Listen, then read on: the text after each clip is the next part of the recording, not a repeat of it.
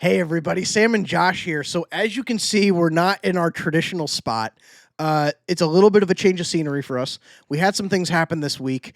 Our set was kind of destroyed, and we've kind of been relocated for the time being. Not the way we thought it was going to go after all of our time putting everything together. We did not see that coming. Hand up.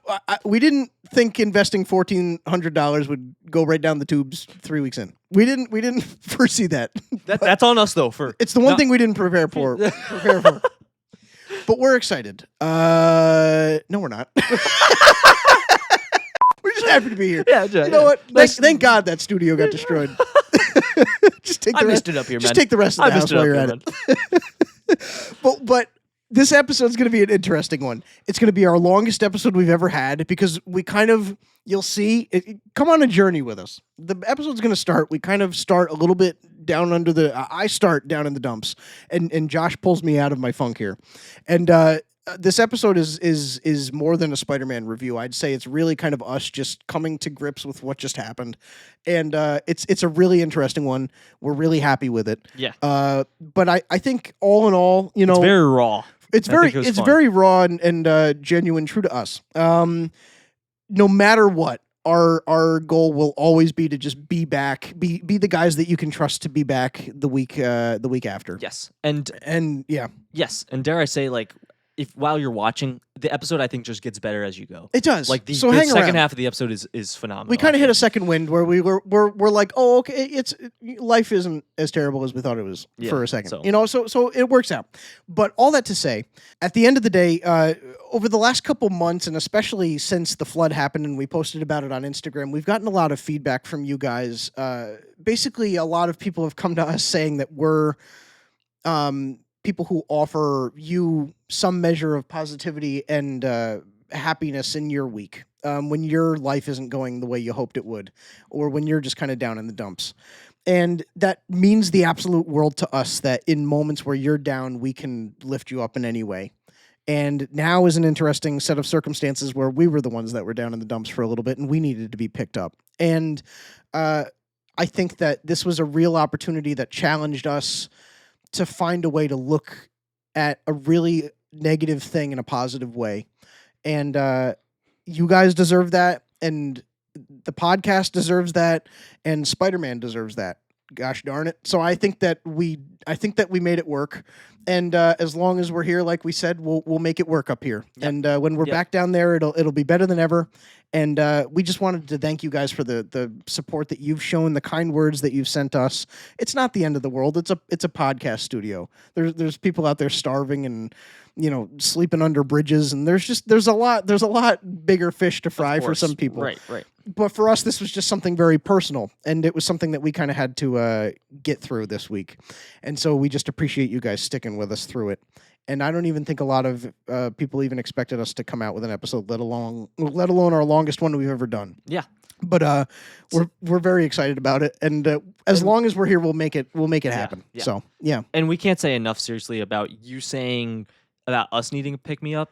I can't tell you how much, even right in the moment, just people's messages meant so much to me. It was like the only thing that was taking me out of that feeling, you know? Yeah. And just knowing like you've got people behind you and it really means a lot, and I feel like we got so lucky with this foundation of people that listen to us right now. I mean, obviously I know there's a lot of people that kind of come in and they'll watch different episodes, but the core grouping of people that listen to us, seriously, that it means so much to us and to me. And I just am so thankful that like we got so lucky with some of the coolest people, to talk with. I mean, I'd love talking with all of the people that we do, and even just in comment sections and some of the DMs we get. Just everything means so much to us. So it really is special. Mm-hmm. So thank you guys. We hope you enjoy our Spider-Man episode.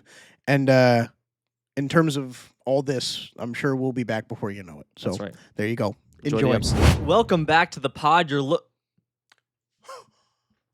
Would you look at that? Would you look at that? We're back in the slums. And just like that, we had our dance with the prince, and then the clock struck 12, and we're oh my god, we're back up in poverty. You know what they say? Sometimes to go forward, you got to go back first. You do, and that's where. And matter of fact, we have. We're living proof. Oh my gosh. You know, we've made a living out of running away from poverty, and that's right. Poverty was bound to catch up at some point.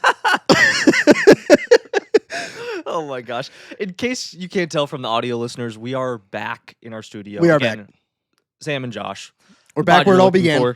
Yeah. We were trying to figure out the best way to do this. It started out, we were on a futon. We were like, do we just stick with this? Because this is how it all began. And then we were like, the chairs survived, so let's just use the chairs. Mm-hmm. But here we are. We're back in the old the chairs old are setup. Actively still leaking water, so we are patching this thing together. Literally, we were sitting here and I'm like, why is my sock wet? And all of a sudden there was just water coming out of the legs. So there was that. Thank goodness the mic itself. The mics itself were above the water. Can I explain what happened for those people who didn't see the video? Essentially, what day is it now? Friday? It's Friday. Yeah, Friday. This is Wednesday. Yeah, Wednesday was my sister's birthday, and we live in New York, like upstate New York, so we're kind of closer to the border of Massachusetts, and we went to Massachusetts for the afternoon, and drove around there, did a couple things, went out to dinner. We come home at around 8, and my mom goes to throw we were just gonna have cake, and so we were getting that ready. I think we had even taken the cake out of the fridge, and my mom goes to throw her dirty clothes from the day and changed into something more comfortable. She went to throw her clothes downstairs because she wanted to kind of toss them towards the laundry room, and there was a splash, and my mom was like, and so she goes downstairs. It's dark, and there was water. What would you say, 6 inches of water? Oh, yeah, for sure. It was up to her shins. Yeah, and it's one of those, too, where even you have a bunch of rug down there, right? Yeah, the whole basement's carpeted. On the rug, it was like... The carpet was floating. Yes. Yeah, we really stepped on the carpet and sank, like quicksand. Right. And there was torrential rain for the last, 2 days. And what had happened was we have a fully finished basement, and... it wasn't even that water was coming through the windows. Water had saturated the ground around our foundation so much that it was coming up through the floor like an Indiana Jones stunt, like a trap. Right. It was like, even if we were home, there was nothing we could have done but maybe just run things upstairs as it was happening. But we could have done anything, and the water just would have filled up anyway. So we were all down there, and you and I were upstairs just hanging out, cracking jokes, and my sister comes in, your girlfriend, and she goes, the basement's flooded and your podcast studio is destroyed. And my heart sank, dude, because we just moved in down there. And sure enough, all of the equipment was wet. All the tripods had to be dried out. The wires were all laid out on the floor, so they were all either floating or sinking, and all the plugs needed to be replaced. We picked up our mixer for our mics and went like this, and the water came out, so our mics are just plugged into the computer right now. All of our lights, we have one strip of lighting back here that's working at the moment, so we're gonna ride it until it flickers out. But yeah, that's a long story short. We've been displaced a little bit. We've ever used. Yeah, this is very bare bones. It's just mic, cord, laptop. I feel like I'm doing morning radio or something. But of all episodes, the Spider-Man episode, we're back where it all began, and we'll be back. I think we'll be back. Of course, for sure. You've had to do a little bit of talking me out of a funk because it's tough to on the equipment side to put everything lay it all out and but I think we'll be back. I can add for you too. What's a little more on this is a lot of the stuff you guys keep in your basement is keepsakes of old family things. That was what was even more crushing, right? And so it's not just this; it's just double layered for you because you're almost navigating. It stinks. And it's that and this. Well, I mean, my sisters and I were homeschooled. All of our stuff from that. My mom was just keeping that to kind of just see our notes and stuff from all throughout the years. That was all wet and ruined. We have family board games, toys that I grew up with that, and my sisters had grown up with that. My mom was storing for future generations, right. Christmas decorations that we've had for as long as I've been alive. Yeah. So just a lot. It's weird. You're standing there and you're looking at our wires that cost $20, and it's sad enough. And then a picture of me and my sisters when we were toddlers comes floating by, and you're just it was so sad. It's just a bummer. It was very sad. Yep. But can I say a positive thing though with this? Yeah. Is sometimes when you have something happen, even if it's not so many other people deal with so much worse, right? Yeah, so dude, of course. I feel even bad sometimes when you talk about something it's a horrible thing that happened, Right. Because it's it's really not at the end of the day. Yeah. But sometimes it's nice to have something like that happen because it just shows you how many people really care and are so supportive. And I can't tell you how many people personally, and people that don't even know us, or listeners. Like, I can't thank the listeners enough for obviously listening every week. Yeah. But so many people reached out to us just to like, hey, I know I'm not even there, but anything I can do just means the world. Yeah. And I think that in the moment was such a, because I felt awful mostly too, because again, it's like it's Hannah's birthday. I didn't want anything bad to happen too. Right. And we didn't even have cake until last night. Yeah. Poor girl. But just having people reach out, like I can't tell you how many personal friends of ours reached out and called us and were like, "Hey, I'll be over in 2 seconds if you need something," you know, and it was very means nice. a lot, man. And it's special to have people like that in your life, and so I'm blessed for that, and definitely blessed that even through doing this, we have so many people that care so much and were right there with us, you know. And the thing I kept seeing was people just saying, I have no doubt you guys will bounce back better than ever. And I think that means a lot that people look at us in that light. Because I think in the moment, like, you're looking at it and it's just like crushing, because it's like we've put so much time and effort into it. And then, you know, you kind of have to start from square one again. And we're moving decorations up and, you know, decorating things the way they were and whatever. Because thankfully all the wall hangings were fine. But you know, it's hard in that moment to feel kind of like, you know, you can see how it's all going to work out and, you know, why things happen the way they do. But it's nice to have, like, people that follow us and that listen, that know that, like, our approach will always be that we'll bounce back and grow from it. And I think that's a testament to you and your positivity. And I think, like, we just never really freaking give up on this thing, and I think I'm just very excited to see what comes out of it, dude. I think that it will be better than it ever has been once we can, you know, fix the flooring and the walls and all that. I think we really will be back to normal, if not better than we ever were. And I think you know, I don't know why some things happen the way they do, but I'm glad that, you know, we haven't missed a beat. This will still be out at its normal time, and we're rocking and rolling, dude. And I'm excited, you know. Yeah. But I just want to thank you guys for, as Josh said, for all of your kind words. It really means a lot to us to know that there aren't people that just see us and scroll. That there's people that really keep eyes on us and show love in the way that you guys do. It means a lot, truly. And I have no doubt that we'll bounce back and we'll be all good. But do you know what might not bounce back? I'll be honest with you. I don't know how people. This is like we're doing this episode parking lot take style, right? Yeah, they always hold a the little mics. bit. My arm's already kind of fatigued. It's Dude, been 10 minutes and I'm like white knuckling over here. Man. It is interesting. Props to you guys for holding the mics for an hour, dude. It's a little tricky. It's a little tricky. No wonder Brandon has to get up and walk over to the whiteboard every now and then. But it's gonna work out. I think it'll work out. And you know, sometimes you just gotta tell yourself that. And thankfully we have people telling us that as well. And I think it will. And honestly, I mean, it's not like the house burnt down. No, you know, dude. I mean, we have multiple places we could do this. If my room flooded, we'd be in my car. You know, there's you make it work. Yeah. So I think we'll make it work. But of all the episodes, I don't think there's ever been one that substance-wise I'm more excited to cover. No, absolutely not. Can I bridge the two before we get into Spider-Man? Please. And say I've been loving the movie experience lately, and as an overall, I cannot believe what's going on. I feel like I see so many videos of people talking about, oh, this is the most I've been at the movie theaters in forever. It's so cool when you have blockbusters that are coming out and they rock. And then you've got your indie films coming up and they rock. Then you get kind of those middle tier ones that have also just been kind of really surprisingly good. It's just everything is hitting right now, and like it is so up, and the numbers like back it so much that like everything is up right now. It's such a good year for entertainment. So I'm sorry. I feel like I'm a little bit of a prisoner of the moment right now, where lately I've just been so happy with everything that I feel like almost everything I'm seeing on screen has just been fantastic. Yeah.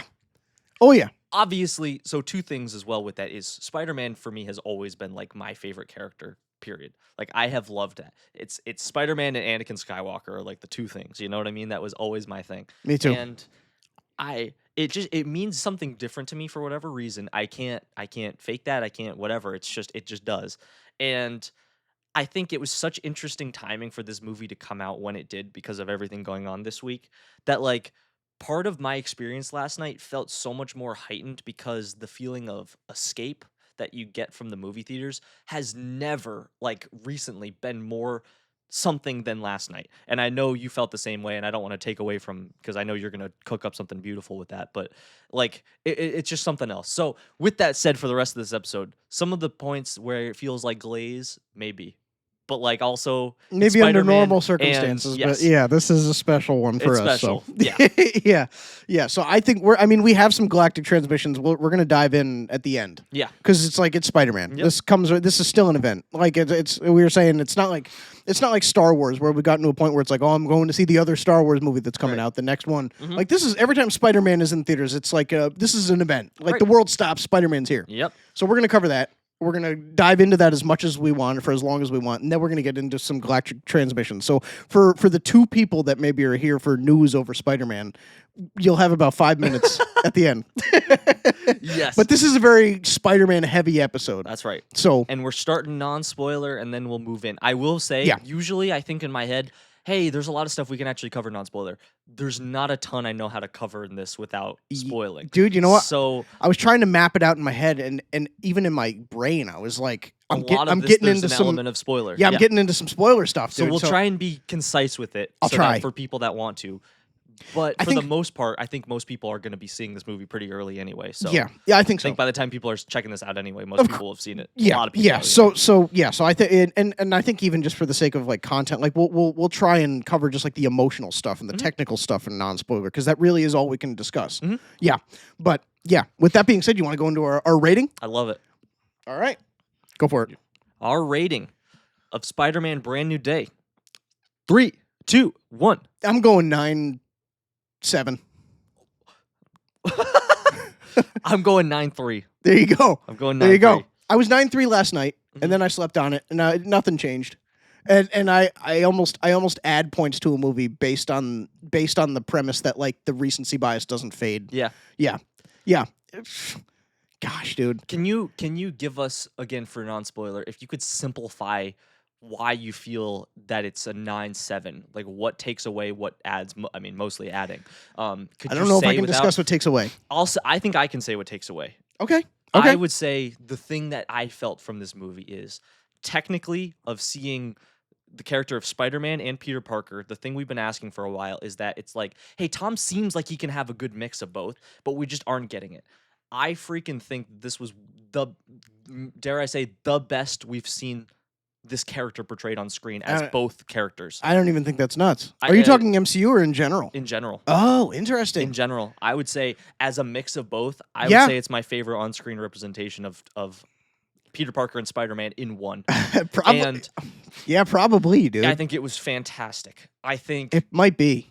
I think the action shots, Destin Daniel Cretton, dude, did absolutely killed it. And like we knew that going in, like we knew if one thing was gonna blew me away more than anything. We knew if one thing about this movie was gonna rock, if it was a 2 out of 10 movie by some crazy set of circumstances, like the 2 points would still be the visuals and the way the action played out, and like so that's like just that goes without saying. But to your point, even with that being said. Like the visuals are like it's so important to emphasize how good this movie looks and feels. Dude, it's crazy. It feels like there was a couple. I have a hard time with heights and roller coasters. And There was a couple points my palms got sweaty from watching what I'm seeing because it felt that immersive. Oh, interesting. I mean, it's in the trailers, but some of the stuff of him like falling off buildings, which is not a spoiler at all, like just incredible. The way they do some of the camera work, where constantly wherever he's zipping is like. They like switch the camera to that perspective. You're like, I couldn't even believe some of the shots they had. Action wise, some of the best we've seen him move. There was a lot of talk from him beforehand that he loves playing the Insomniac games, and like, was that ever clear? Like, it was insane. Some of the shots you get, you know what I mean? Like some of the action pieces, even stuff when like Scorpion's fighting or this other stuff is going on. I know, like, dude. Holy cow, dude! The way he's moving is so sick. It looked video game like. It actually did. It was video game like, and that's what's so amazing. Like in the build up in the promos, they've been saying, keep an eye out because we really spent a lot of time looking at what the fans wanted to see, not even just from a story standpoint in terms of balancing Peter and Spidey more. Having Peter go through the ringer. Like we heard all those things. Additionally, we also heard how much you guys love the video games, and we heard what comics you guys gravitate towards. So we want to implement all this in one thing. And so even down to, and I'll say this because it's basically all that's in the trailers. I don't even think this is a crazy spoiler because this is like if you want to know absolutely nothing about this movie, skip forward 30 seconds. Yeah. I would like all of these shots where they mimic comic book covers, like iconic comic book covers that inspired the story here. Is like so tastefully done, and I was really worried because obviously, like those shots, again, you say this a lot, like in a vacuum, like those shots in and of themselves are fine. But I was like, oh gosh, I hope not every sequence is like that, because I don't want every sequence to just be like a Zack Snyder slow-mo fest. You know what I mean? I want it to feel fast-paced and like the wind's whipping through my hair because Spider-Man's moving so fast. Mm-hmm. And I'll say, this is not spoiling the context of the story. This is not about 3/4 of the promotional material that we see in the trailers happens in the first like 3 minutes of this movie. And so, like all those comic book shots, it's really played out very rapid fire. Like, and then after that, like the action, the pacing, like the way the web slinging, everything is played out. So like everything gets its moment to breathe. Spider-Man is not like it's not like the best shots are just still shots.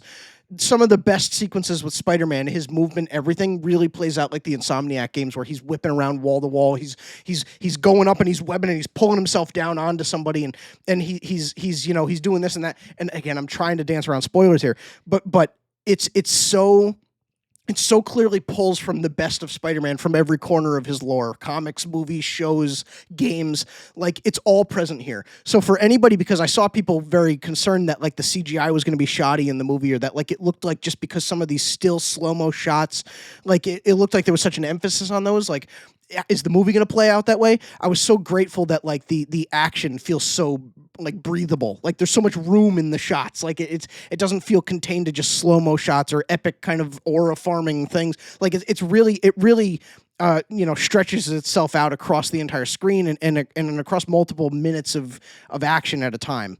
And for anyone worried that like those shots you see in the trailer are the entire movie, like it's some of the highlights of the movie for sure, but a majority of them happen in the very beginning.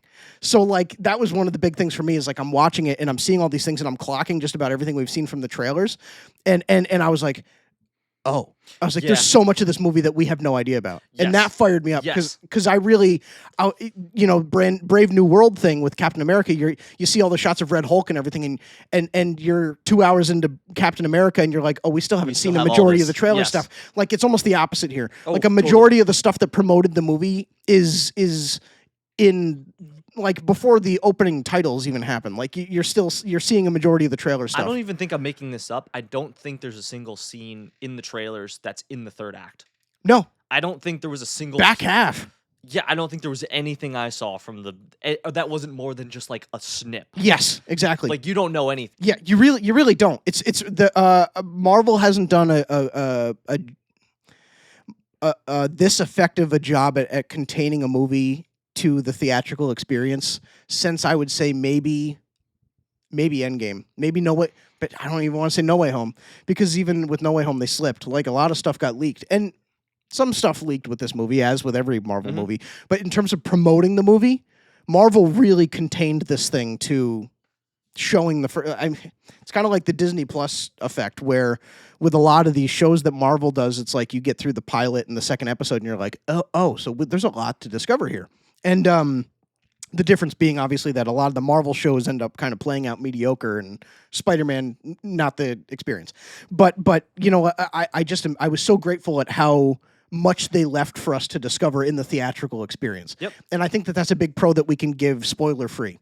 Is just a lot of this movie is left for you to discover for the first time once you're seated. Mm-hmm. Great. Yep. Like that's the way it should be. Yes. So it's like, it goes without saying, but kudos to Marvel for trusting the audience enough to like show up, that they didn't feel like they needed to drop this and drop that and leak this and this, that just to get butts in seats. Like they let the audience come themselves. You know what I mean? Yep. So yeah, that's a big thing for me. That was huge. Totally really appreciated that. I don't know what else you're feeling is spoiler free. I'll say for the con, and again, I can barely say anything because without I can't really explain myself at all without spoiling anything. I think the biggest thing that hinders this movie is just, and this sounds huger than it really is, because if you've seen the movie, the story as a whole, I think leaves a little bit to be desired. But again, like the story is not the point of the movie. The point of the movie is really just focused on Peter. Yeah, we'll get into that for sure. That feels like the bigger story in itself. Yeah. And it's more like you're dealing with all these things that really is just taking you through this progression of what's going on in Peter's mind. Yeah. And that's the weaving narrative more so than who's the big bad that's doing this thing, I would say. The big complaint that people have had for 10 years of Tom Holland's Spider-Man is that he can't succeed on his own. Even like in Homecoming, he couldn't breathe because Iron Man was there. And Robert Downey Jr., no matter how good Tom Holland was going to be from the start, was going to be the scene stealer in every scene he was in. Same with Michael Keaton, even as Vulture. You know what I mean? And even Zendaya, because people knew her from Disney. Like, Tom Holland was in other things leading up to Spider-Man, but he was the newcomer at the time. And so he had an uphill battle. Far From Home, you're even wrestling with people like Jake Gyllenhaal as Mysterio, and you're wrestling with, Nick Fury is a big part of Samuel L. Jackson. Yep. And so there's a lot of kind of tug of war where somewhere caught in the middle of a Samuel L. Jackson and Mysterio movie, Nick Fury and Mysterio movie, is Tom Holland's Spider-Man. He almost is he takes the backseat. Even Spider-Man as a character takes a backseat to Peter Parker. So you don't really get a Spider-Man experience there. And Tom Holland certainly doesn't come into his own there, because the movie, even in the moments that focus on Peter, are him lamenting the loss of Tony. Then you get into No Way Home, and I would say Brand New Day aside, like No Way Home was the biggest point for Tom where he really was able to come into his own. But even that came at the cost of him also having to share the screen with two other Spider-Men who, at that time, people felt did it better. And so really Tom Holland, until this weekend, has not had a chance to breathe on his own. And in promotional materials, people have been saying, oh, look, Hulk's in here, Punisher's in here, there's all, like, Ned and MJ are coming back. And so will Peter really have a chance to breathe on his own and be his own character? Will Tom Holland have a chance to allow the audience to walk away saying, even if he's not the best in my mind, I stack him up against the others on a level playing field because he's given me just enough independently for me to scale them together. And I would say, for anyone worried that the supporting cast here, Scorpion, Punisher, all of the villains that you see in the trailers, Hulk, like, any fears that anyone might have that Spider-Man is sidelined in this movie, this is not even just the most that Tom has ever had to breathe. Room Tom has ever had to breathe in a Spider-Man movie. This is, I'd say, and people have said it, so without sounding redundant, Spider-Man 2 aside, this is the most that Peter Parker has ever had a chance to breathe in his own movie. Even in Andrew Garfield's movies, he was wrestling with three different villains. He was wrestling with his romance with Gwen and how Emma Stone was just stealing every sequence she was in. The scenes with his father and trying to figure out where his parents went and this and that, like the goose chases that we would go on there. And Toby, same thing. His trilogy ended on a sputter because you were balancing so many different things, Harry and this and that. And like, this is the most Spider-Man 2 aside that Peter Parker as a character has been fleshed out in the film format. And like, I walked away from this for the very first time in 10 years, and maybe it shouldn't have taken that long. Maybe it's okay that it did. Maybe it's better that it did. This is the first time I walked away from a Spider-Man movie or a Spider-Man appearance since Tom Holland took the mantle. I'd almost confidently put him at the top now. Like, I almost confidently believe that I could. And even if I wouldn't, even if recency bias wears off and I don't, like, the argument is there now, and I see it, and I believe it, and I understand it. Like, if I don't feel that way down the line, I understand why anyone else would, and that was not the case before. But the argument's there now. Tom Holland is at the top.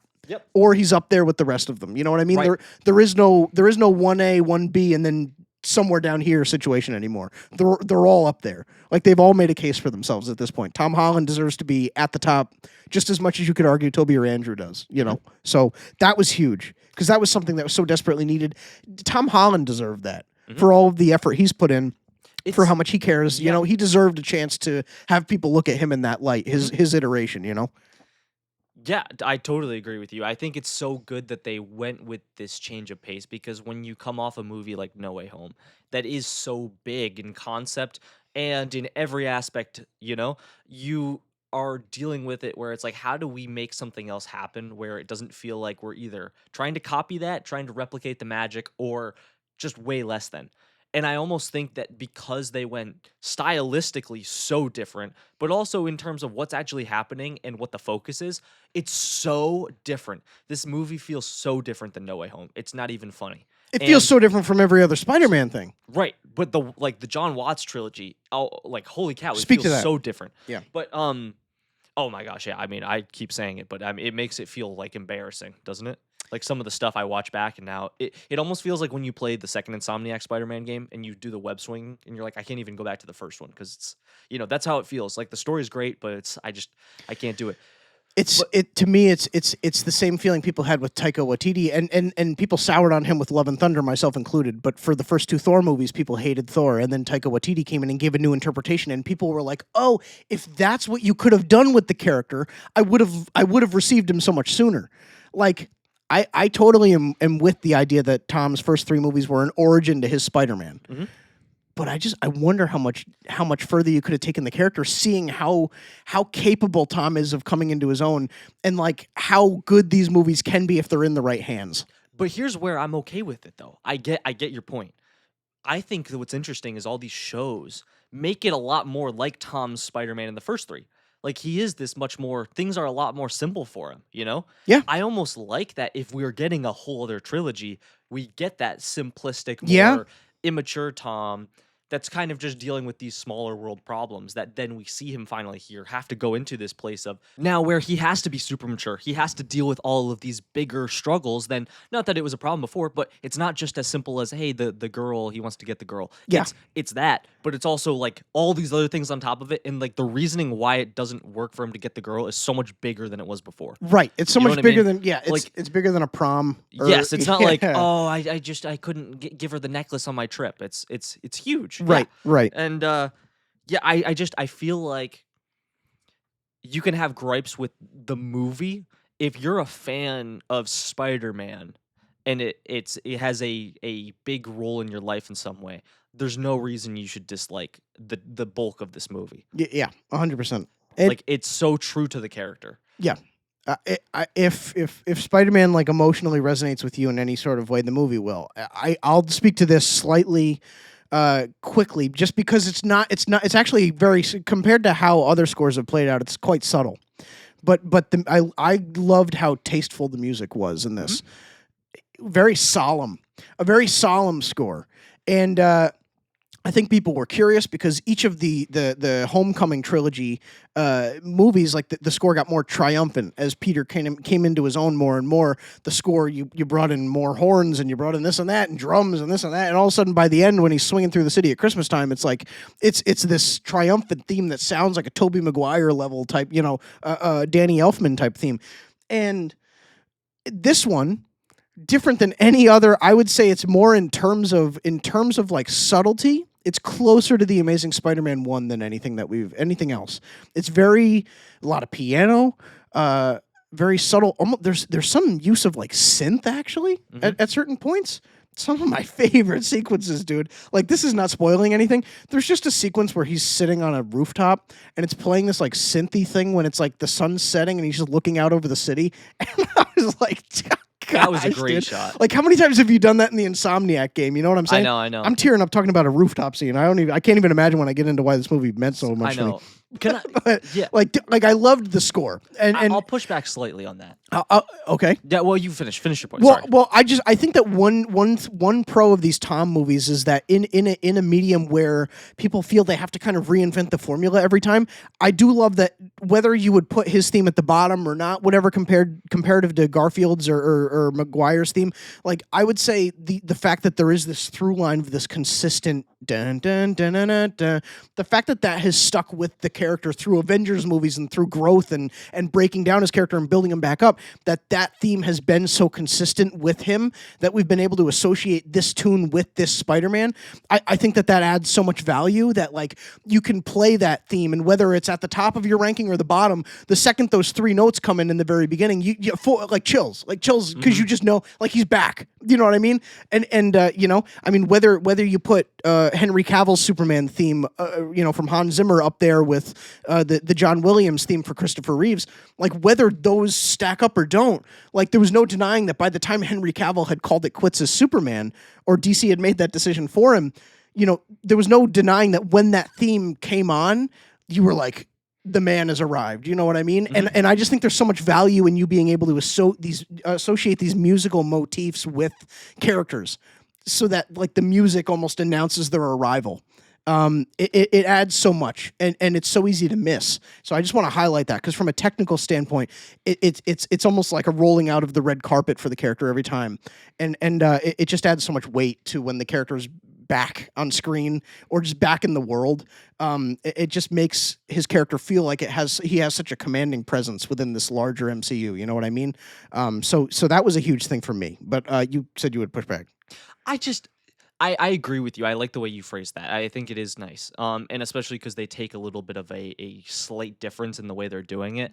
I almost feel like it wasn't a bad score. No, it's more just different. That there were certain moments I felt like the score could have added a little more, and it didn't. And I was a little bummed. Sure. There's a lot of interesting swinging sequences where even it's just a little quiet, and it's just a soft dun dun, like you're saying.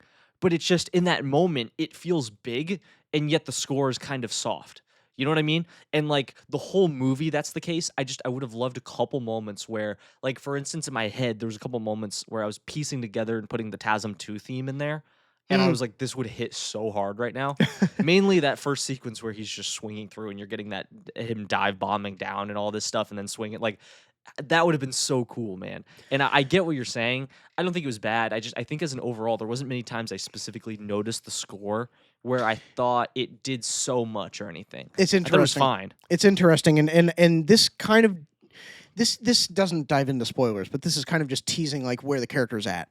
I think that there's a lot to be said about like when music is designed around a character's emotional state.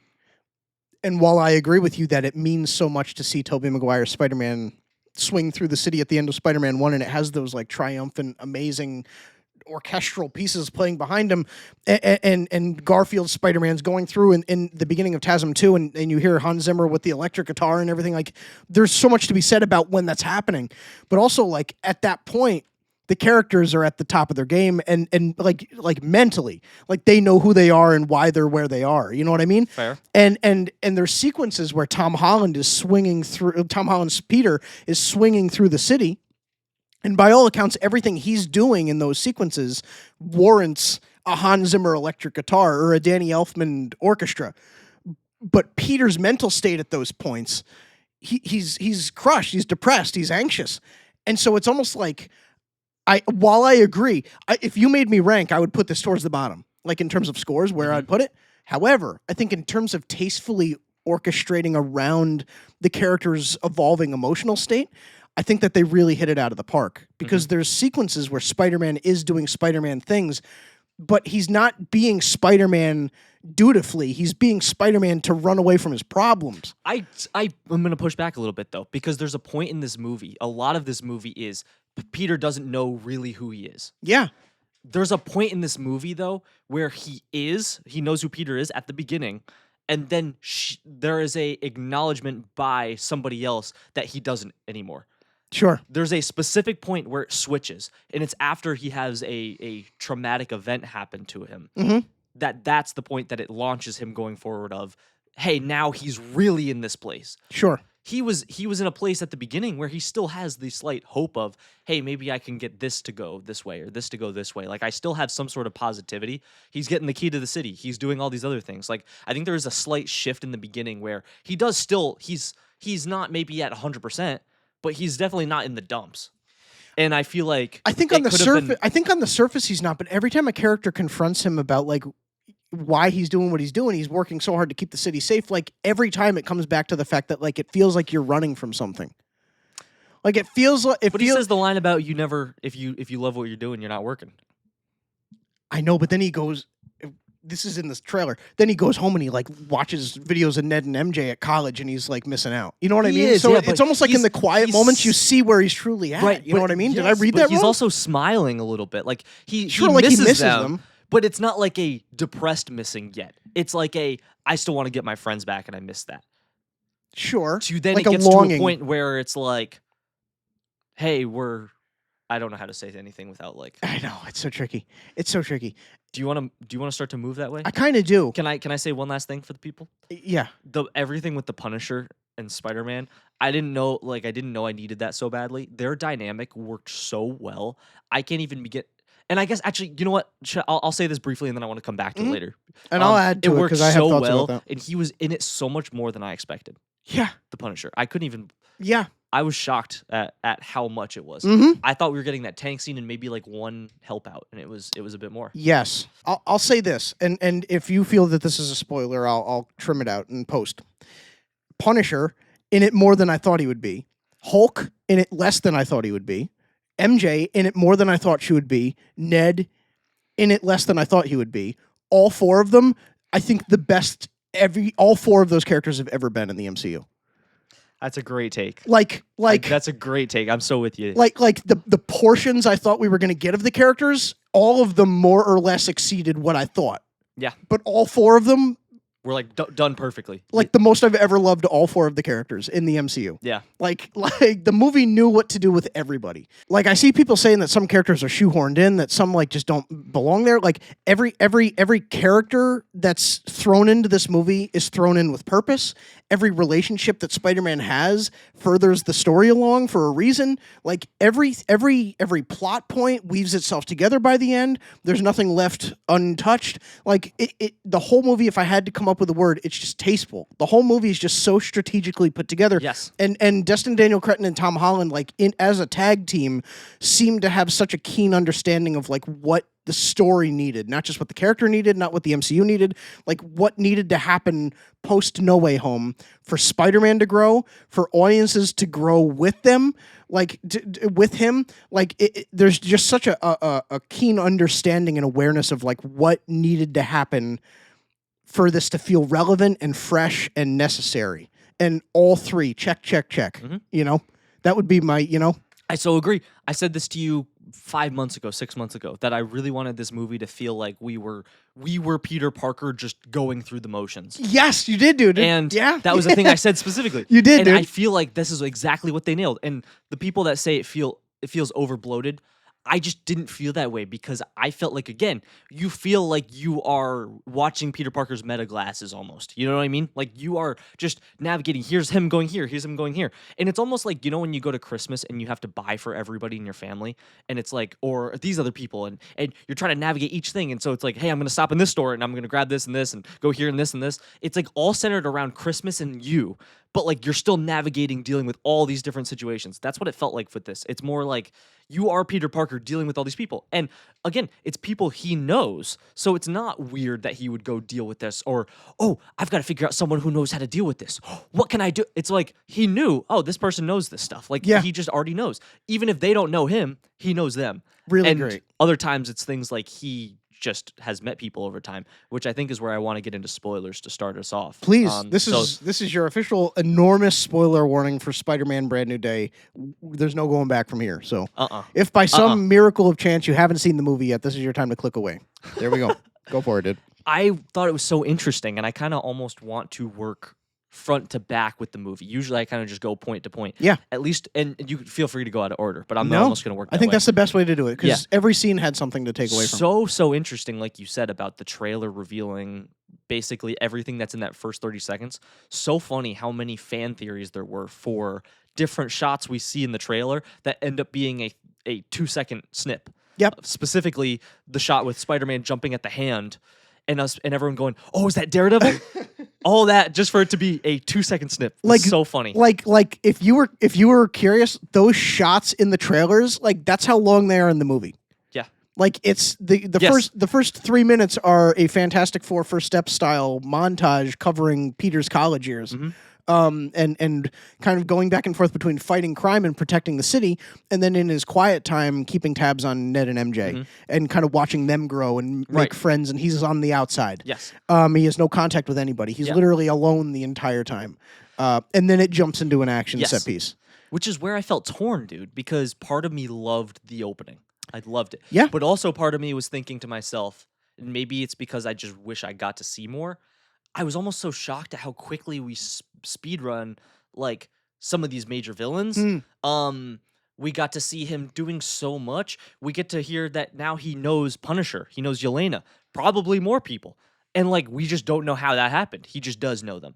And, like, it makes sense in theory because, again, he's fighting crime in New York City. Like, why wouldn't they know him? He's getting the key to the city. Why wouldn't they know him? But at the same time, we just don't get to see any of that. Right. Scorpion's already been packed up and put away. Yep. I mean, countless other people that he was dealing with that it's just been done. So interesting. Did you like that or did you not like that we got such a speedrun kind of montage style, like, here's what Spider-Man's been up to? I like it. I like the interconnectivity, and I like fleshing out the world. I think that we've talked about it before. If there's one MCU character that has like a Batman-sized rogues gallery where it's like no matter how many of these movies you put out, you're never going to get to all of them. Yep. I think the best way to do this and stuff a bunch of villains in without it feeling stuffed, I think, is to do a montage or to do something like that where you're just rifling through these C or D tier villains. I think that's the best way you do it. And I think it was so creative to kind of just see Spider-Man is just moving through these people. It's literally just like a coping mechanism. He's got nobody to turn to. Aunt May is gone, and like this is his release. And then he gets home and he has nobody and he has nothing, and he's just got to sit and sleep and heal so that he can wake up tomorrow and do the exact same thing again. And he's leaving flowers at May's grave, and it just keeps going in a vicious cycle. And he's watching his friends online and he can't talk to them, and it just keeps repeating and repeating. I think it's so great. I think that it makes sense that he has connections like Punisher and in this vigilante underground post Kingpin's reign over New York. I think it makes sense that he's connected to Yelena, and I think in the comics, like, it just makes sense in the context of like this guy has nobody else, so of course like his people that he's going to reach out to are these people who are like him in the sense of like they don't have anybody either. It's like, let's find a common ground here. You know what I mean? I don't have anybody and I can't trust anybody, but let me go over to Punisher because I know that he's over there sitting in his disheveled yacht making chili because he doesn't have anybody either. It's like what's he gonna do with me and knowing me personally? What harm could come on me for that? What harm could befall me for befriending Black Widow? You know what I mean? Like what's the harm in that? What's the harm in me springing myself on Bruce Banner? You know what I mean? And so it makes sense that there's like that interconnectivity there. And I just think it flows so well. And I was so thankful that one thing I didn't walk out of the movie feeling was that it was overstuffed for that reason. Mm-hmm. Like they found some crazy line between like overloading the movie with characters and references without it feeling like that was the point of the movie. Mm-hmm. Yep. That was really just like Florence Pugh is in this movie and she's forgettable. You know what I mean? Like not in a bad way, but just like she's not there to just like flaunt herself. And she doesn't need to be. Right. And again, people talk about, hey, it's overstuffed, it's incorporating all these people, Tom can't stand on his own.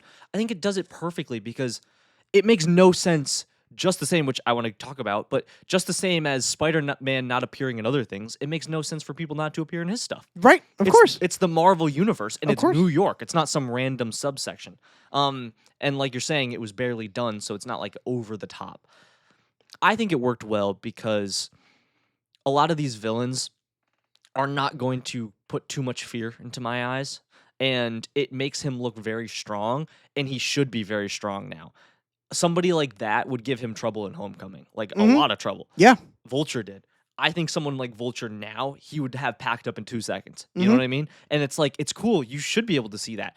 As a guy who's now made Spider-Man his focus of his life, he should be getting really good at it. And it's like, yeah, even though we're not catching it, like you've seen stuff like this happen all the time. I mean, there's so much Spider-Man media out there now. I mean, of course, I'd love to see more, but we're not going to get everything with him. And I love just seeing the fact that we're like, okay, like he's not just been doing nothing. Like he's out there actually doing stuff. He doesn't just get to the key to the city because he stopped a couple robbers. He put away these like actually huge guys. He's become a trusted source of hope. He's really doing it. Yeah. He's doing it big. Yeah. I liked some of the explanations on some of the stuff too. When he goes to talk to Yelena and she's like, he's like, hey, can I get your help on this? And she goes, no, dude, like, this is beneath my pay grade, man. Like, this is what did she say? Like the small potatoes, you know? Yeah, like yeah. This is a small deal, which actually makes sense then when you get things like Fisk happening. People like Yelena are like, man, you got it. Yeah. You got it. Yeah, that's a great point. And it does help a little bit. Great point. I will say, though, it made me a little more mad watching this movie and then not having Spider-Man in Daredevil. Sure. Because that makes absolutely no sense. That's the biggest thing going on in the city. And if he has an app that anytime there's one single thing, he's there. I don't know. I just didn't buy it that much. But yeah. I get it. You know? That's the one. Yeah, I guess that is the one pitfall. Is like with as much interconnectivity as the MCU has been able to pull off, there are certain like boundaries where just like logistically they can't pull it off, and you have to kind of like justify it in Captain Marvel's just off-world, you know what I mean? And it's like, well, no, Brie Larson was just busy filming this thing over here, you know what I mean? Like, at a certain point, it's not like an X-Men 97, where you can just have these characters pop up and be in the background, you know what I mean? For you to get Tom Holland to show up in Daredevil, you have to get him away from the Odyssey, you know what I mean? And so it's like this tricky thing where I understand it from a logistical standpoint, but from a narrative standpoint, Marvel definitely is on a level now where it's like when a character doesn't appear, like that is something that the fans are immediately going to pick up on and have every right to criticize. You know what I mean? Or at least point out. Mm-hmm. You know what I mean? But yeah, I just wish they had done like a TV in the background while he's fighting somebody. Like there's two things going on at once. Sure. You know, sure. Like while that was going on, he's also fighting somebody else, and we see in the TV he's like shoot, but then he sees Daredevil go by. Everyone pops, and he's like, all right, he's got it at least. I wouldn't even have minded. Like Daredevil doesn't have to be, it doesn't have to be Charlie Cox on the screen, but it could be somebody. Could have just been the rerun. It could be somebody in the Daredevil suit, but just something where it could even be like something where Daredevil and Spider-Man are packing somebody up together. You know what I mean, in that montage, and you could just have like a thing where it's like, okay, there are circumstances where Spider-Man does come in and do something else, but because then you can make the connection where it's like, all right, well, I guess it would make sense that like so they are working together. It's just at the time Daredevil was taking on Kingpin, it's like, okay, Spidey was over here handling Tombstone. You know what I mean? Yes. So it's like, okay, I guess it was just a scheduling issue from Peter Parker's side. You know what I mean? Like in that way, it makes sense to have no reference at this point, this far in. Like it does become a thing that you will eventually have to address, and I hope they do at some point in this new trilogy. But yeah, that's really like, again, we talked about this with the Odyssey, where it's like when you like a movie enough, it's like that's if you have to come up with something to complain about. You know what I mean? I'm just talking in general. It's not really gripe. It's just funny. You know? Yeah, exactly. I kind of said we start working from the beginning and then going to the end. Yeah. I don't really know. I almost feel like the thing that's a problem, though, is the whole movie is just enraptured by what we now know as Sadie Sink as Jean Grey. Yeah. And that's like a whole weave across the thing. So like almost I feel like we need to talk about that a little bit and then kind of work then through what happened with her. Well, it's interesting. Her character is revealed like in the first 5-7 minutes, but you don't find out that it's her until an hour and a half. You don't even through. know it's Sadie. Right, for sure. Like her powers and her presence in the movie is revealed in the first like stretched out opening sequence. Yes, but you don't really know what's going on until. But her presence is all throughout. So I think it makes sense that this is the next thing that we're bringing up because her presence in the movie is felt immediately. Always, yes. Yeah. Man, what'd you think about that? Her? Just, or just the way she was done? Her as a character, and then we can dive into like the logistics of her being the pseudo villain, I guess you could say. We can get into that, but like, what'd you think of her? Like her actually being the pick? I'm so glad she's the pick. Yeah. It made so much sense. Sometimes the thing that makes the most sense is the best thing. Like sometimes you don't got to overthink. Right. Same with Ryan Gosling as Ghost Rider. Yes. Sometimes the person that looks like Jean Grey and also is a great actress makes the most sense. Yeah. Well, what are you going to pick the one redhead in Hollywood? Yeah, she's awesome. Yeah, she's great. She's great. Yeah. She is great. The thing that I thought was funniest, and I'm immediately kind of derailing us a little bit, is do you know that video from a while ago of Stranger Things 5 where they were showing the room when they were reacting to some of the final scenes and everyone's in there sobbing and they cut over to Sadie and she was like she just looked like she was like she was so ready to leave. She had bigger fish to fry. Yeah, like she was just so ready to leave. Yeah. And so many people at the time were like, man, she looks so out of there. Yeah. And then I heard an interview from her and she said, yeah, I actually figured out about the role and stuff while I was filming Stranger Things 5. No kidding. So she had known at that point. Wow. which is so funny. So in my head, it's like she really was sitting there and not just reading through it going, oh yeah, I'm ready to be done with these people. I'm about to go film Spider-Man after this. I'm a member of the X-Men. And I am not just like, I've got a job for life, basically. Yeah. Like, even if she doesn't want to do anything else with her career, she has a job for probably the next 10 years. Sure, dude. Which is funny. Yeah. Again, you're not picking her. They're picking her and having her, what, she's like 17 in this movie, probably? Yeah, teenager. 17, 18? Yeah, late teens. 16? Yeah. Somewhere in there. Yep. So, like, she's set. I thought she was great, dude. And they reveal, what's her name? Sarah. Yeah, her Sarah sister. Gray. Which that's a whole thing in the comics. But yeah. And I don't know all the lore, so I'm not going to try and act like I do. But there is a point thing where the two of them are on a bench and they're talking. And maybe I'm overdoing it. I felt like we got to see in live action right there what the difference of good acting and bad acting is. Not to say that Sarah was bad, but like you can see the level up from somebody that really gets it. Yeah, sure. You know what I mean? I could see like very just in like the way they were doing it, and I know that like you have a character you're trying to play. But I felt like she wasn't giving much, Sarah Gray, almost to the point where I was thinking, I hope that she's kind of dead because I don't know if I want to do this whole. I don't want her to be a mainstay. Yes. Sure. I want it to just be the Jean show because I'm loving Sadie so much. Yeah. No, I agree. And I think it was a great angle. We haven't taken that yet. We never did with the Fox X-Men. Yep. And I think if there was one or two characters in the X-Men team in the 20th Century Fox verse that felt wasted, it was Jean, like OG Famke Janssen Jean and James Marsden Cyclops. Yep. And not even just like them individually, but their relationship together. Like everything involving those two felt wasted. And so already I feel like we've laid a more effective foundation for Jean so that if you do dip into the Phoenix stuff, like her torment and her, multiple personalities make more sense. We get it. Like she's not just coming into this with the trauma of being like a mutant. She's lost a sister. Like there's a lot at play here. You know what I mean? And I just think like when Professor, when Charles starts collecting these kids and bringing these mutants in, like it's going to be so gratifying to see that like these are all people not just joined together off the basis of like they're ridiculed by the world for being different. But I think that like it makes it that much more valuable when like even just personally they have baggage that they're bringing in, powers aside, and I'm just very excited for that dynamic. There were already bits and pieces, even just like from a film standpoint, like cinematography wise and effects wise, where I was like, man, I can't wait to see some of these powers on screen. Like when the X-Men are together, I can't wait to see some of these just like physical, practical, like the mind bending. I can't wait to see like what it looks like when Professor X gets in somebody's brain. You know what I mean? The way they were doing this like tunnel vision thing where it would sweep through like the cavities of their mind into like a specific memory, and almost Stranger Things style, like Jean could sit down and talk with those characters within their brain, Days of Future Past style, and like really conversate with them. And like it was played off so well how she like took the place of Peter in that sequence with May and was talking to May herself, and everything that May said to Peter in those memories like resonated with Jean and pulled her out of her funk. Like it was very creatively done, and I can't wait to see how they play into that in the future with all the future like telepaths and villains, like when they're now. Again, you have to kind of dance around the fact that like basically every villain could potentially be defeated now with like just Jean Grey getting into their mind and being like, "Don't do that, man." You know what I mean? but like, can you relax a little bit? Yeah, chill out. So they do have to dance around that because that is like an easy out for a lot of these people. We saw it with Thunderbolts, we saw it now with Brand New Day, and it's great now. But like, I would love to see like them use her powers in other ways. I don't want to see it be like all hope is lost and then just Jean Grey comes in and tunnel visions somebody and takes them out of their bad spot they're in. You know what I mean? I don't think they will.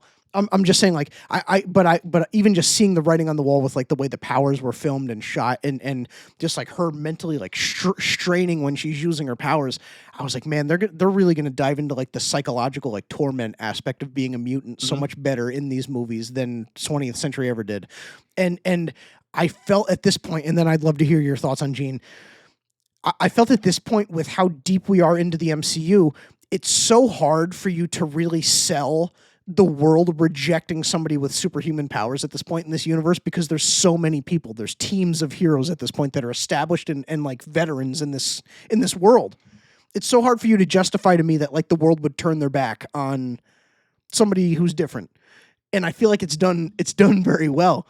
It's done less from like a discriminatory place, and it's more done out of like fear. I don't think you can sell discrimination in a world that's already accepted heroes. I think you have to approach it from a different angle, and I think that fear is so much more smooth of an approach for a world this big at this point than just straight up we're hating on you because you're not like me. You know what I mean? I don't think I buy that at this point. You know what I mean? It just feels very well done. And I'm very eager to see how other members of the X-Men kind of respond to fear. You know, because discrimination is a huge part in the X-Men stories. Like for some of these characters, like it's a game changer for them that they just don't feel accepted. And I think fear is it's going to be interesting how like being rejected plays out for these characters. You know, because that's a huge element, and I'm glad they're touching it. But I think this is the angle. Yes. More on Sadie Sink. I touched on this before with season 5. It was so evident to us across the board of the seasons, they felt whatever. Then as you get to season 5, it was where she is levels above people in terms of acting and just her ability to showcase herself on screen. She's a star. And in this movie, she is perfect at displaying that emotional, deeper connection to stuff. And I think she is the perfect casting for this. This was fantastic. Totally agree. My only thought was while I'm watching this movie is it's almost too perfect because we've been so used to our Jean Greys not being up to snuff that now that we've got this, I'm thinking in my head, who the heck are they going to get to play Cyclops that's going to feel like they can be on the same level here? You know what I'm saying? That's a great point. It's tough, dude. I don't know what you do. It's really hard to pick out like young actors that are all... Yes. Like, have you seen some... I mean, I saw him confirm it's not him, but people were fan casting Owen Cooper. And no hate against him at all. I just was thinking about it and stacking him next to Sadie Sink, and I was like, no way. He's still relatively young, isn't he? But like, no way. Yeah.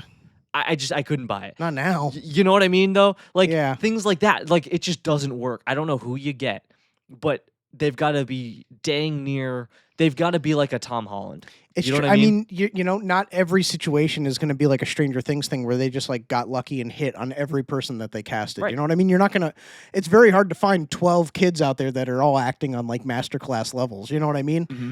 It's interesting. I really would love to see. You're right. That's the big trick is just finding somebody that doesn't feel like there's Sadie Sink and like 2 other people and they're just dancing circles around everybody else. I'd hate to like walk away being like, man, the biggest problem is I don't buy the story just because I don't buy the actors. You know, like the story was there, the X-Men are here. I just don't know if I buy these people. You know, right? I would hate for that to be the case. But it's off to a fantastic start. If this is the way it's going to go every time, you know, and you just brought up a news piece. I don't know if you want to read that aloud. Yeah, you brought that hilarious, to me dude. More proof that people listen to our podcast, man. I'll tell you what. Cam just texted us breaking news. He said, it's Indy Navarrete says she wants to play Mystique in the MCU. She recently met with X-Men director Jake Schreier. Crazy. That's the way you do it. And Cam put the it's 2 for 2. Cam put the Javier Bardem Dune meme, and it's so right. It is so right. Yeah. You had it, dude. I mean, you're 2 for 2 if that's the case. You had it, man. That's perfect. That's perfect. Totally perfect casting. But again, you've got these women stacking up very nicely. Who are you gonna have play all like? Yeah, you know what I mean? Right. I don't know. Don't just get a couple jamokes just because they look the part. Right. Yeah. Right. Yeah. Now, let's talk about her dynamic with Peter. Let's talk about how she kind of uses her powers, even just past like the visual stuff, because I'd love to dive into that if you want to touch on that. Yeah. You want to start? You go for it. I think that the way Jean uses her own grief to kind of like, she's not just trying to get into people's minds to control them for her own personal gain. Her personal gain is I'm trying to find my sister because my sister's been missing. The other dynamic is like every way she kind of takes control of these characters is by targeting their grief. And it's a really interesting angle that like Jean is kind of feeding off of these memories that these almost like pinpoint these core memories within people's brains that might like that are kind of like pick them out. If you could pick a memory that defines who I am and where I'm at right now, like that would be it. Like she's looking for those memories when she tries to get inside characters' heads. And so like there's points where Peter shuts her out and she's like, I can't figure out like who you are. And so it's like, it's not even like she's trying to control him to like swing across the city. She's trying to break him down so that he's easier to target later on. It's really interesting. And one of the things that, of course, she finds out is that he has been keeping his identity a secret. And not just doing it to do it for the sake of being a hero and protect himself, but he's trying to protect his friends. and she very quickly finds out the deal with MJ. She finds out the deal with Ned, and she actually takes control of MJ to overwhelm and kind of manipulate Peter. It's one of the most shocking scenes in a Marvel movie in a while.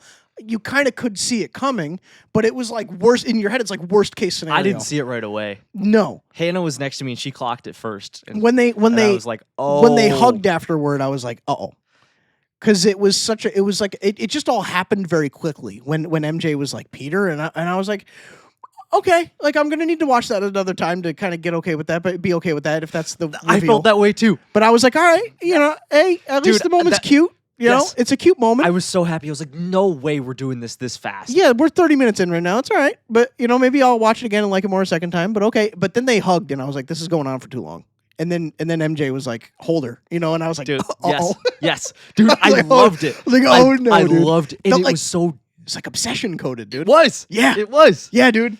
But talk about dastardly, man. Like, man. It was brutal. And she knows how much that meant to him, that was so bad. It's so, again, you think about Tom, that's brutal. Yeah, man. Brutal. And to your point, I loved it so much because I told you before, again, of the other things I said I wanted was I don't want them to get back together right away. No. I want this to be a struggle. I want it to be felt that he is not with these people right away. Right. Not to say that he can't try, but like it can't be clean. Mm-hmm. And I feel like, we'll get to this more, I feel like they threaded the needle perfectly in this. And in that moment, I went, you've got to be kidding me. Yes. There's no way that happens that fast.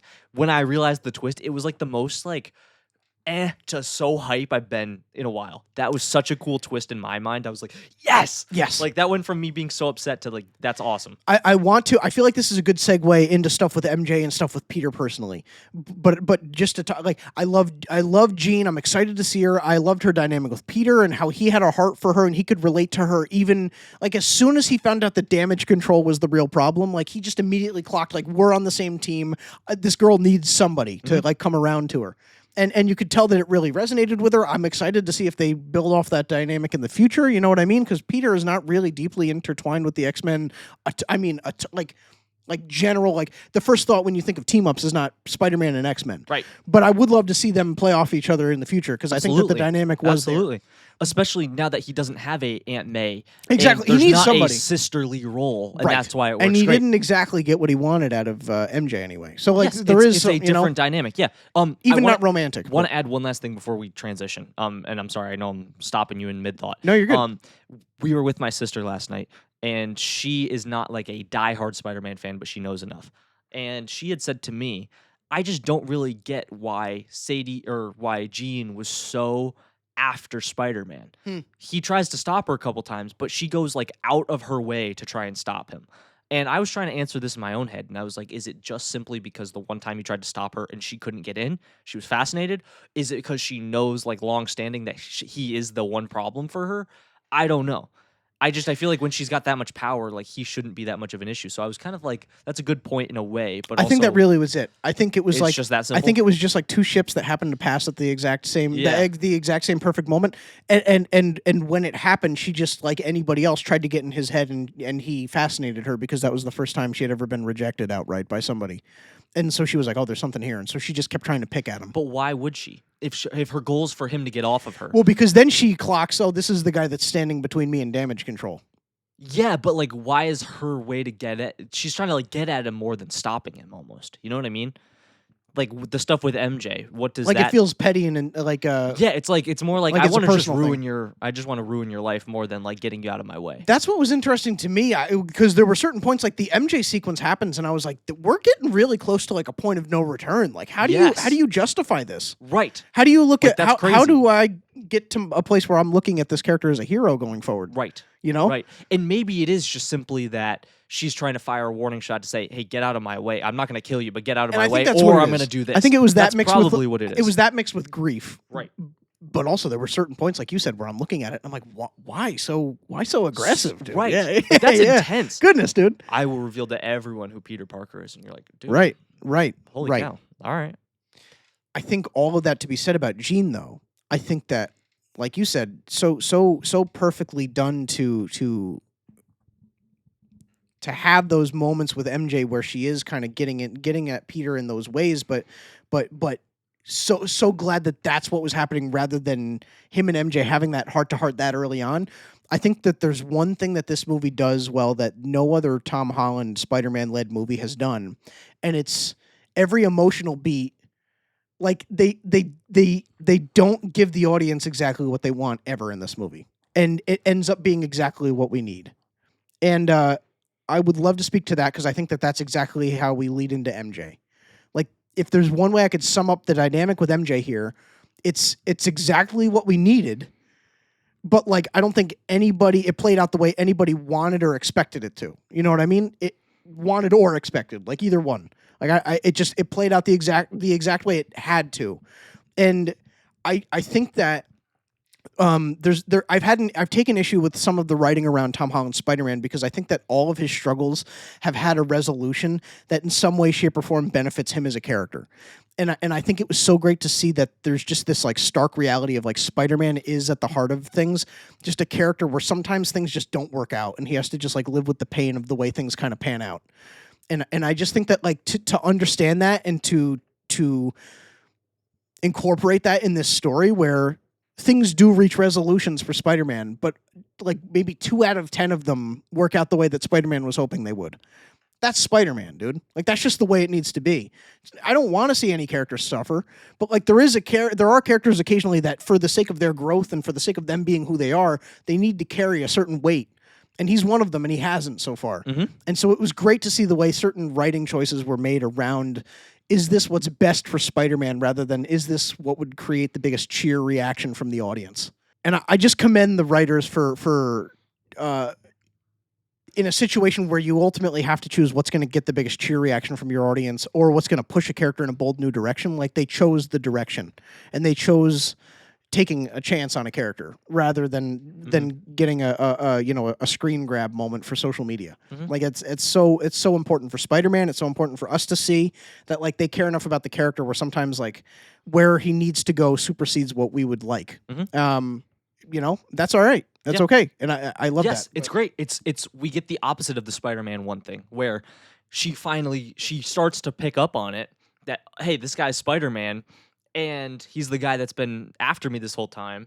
And like, I kind of want that, but now he's moving on because he's Spider-Man. We don't get that. We don't get a thing where it's like, I don't know, she just doesn't realize and he still can't tell her or whatever. And she finds the note last second. It's like, whoa, we're leaving on a cliffhanger. No, she finds the note. She realizes all this stuff. And she says, I don't love you. Yeah. Like, I don't even know who you are. I don't know who you are. Brutal.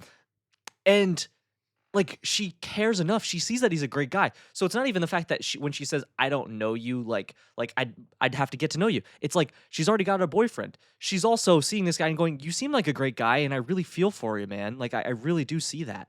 But I can't. Like, how can I do this? You know? Yep. And gosh, dude, that's like, it's brutal.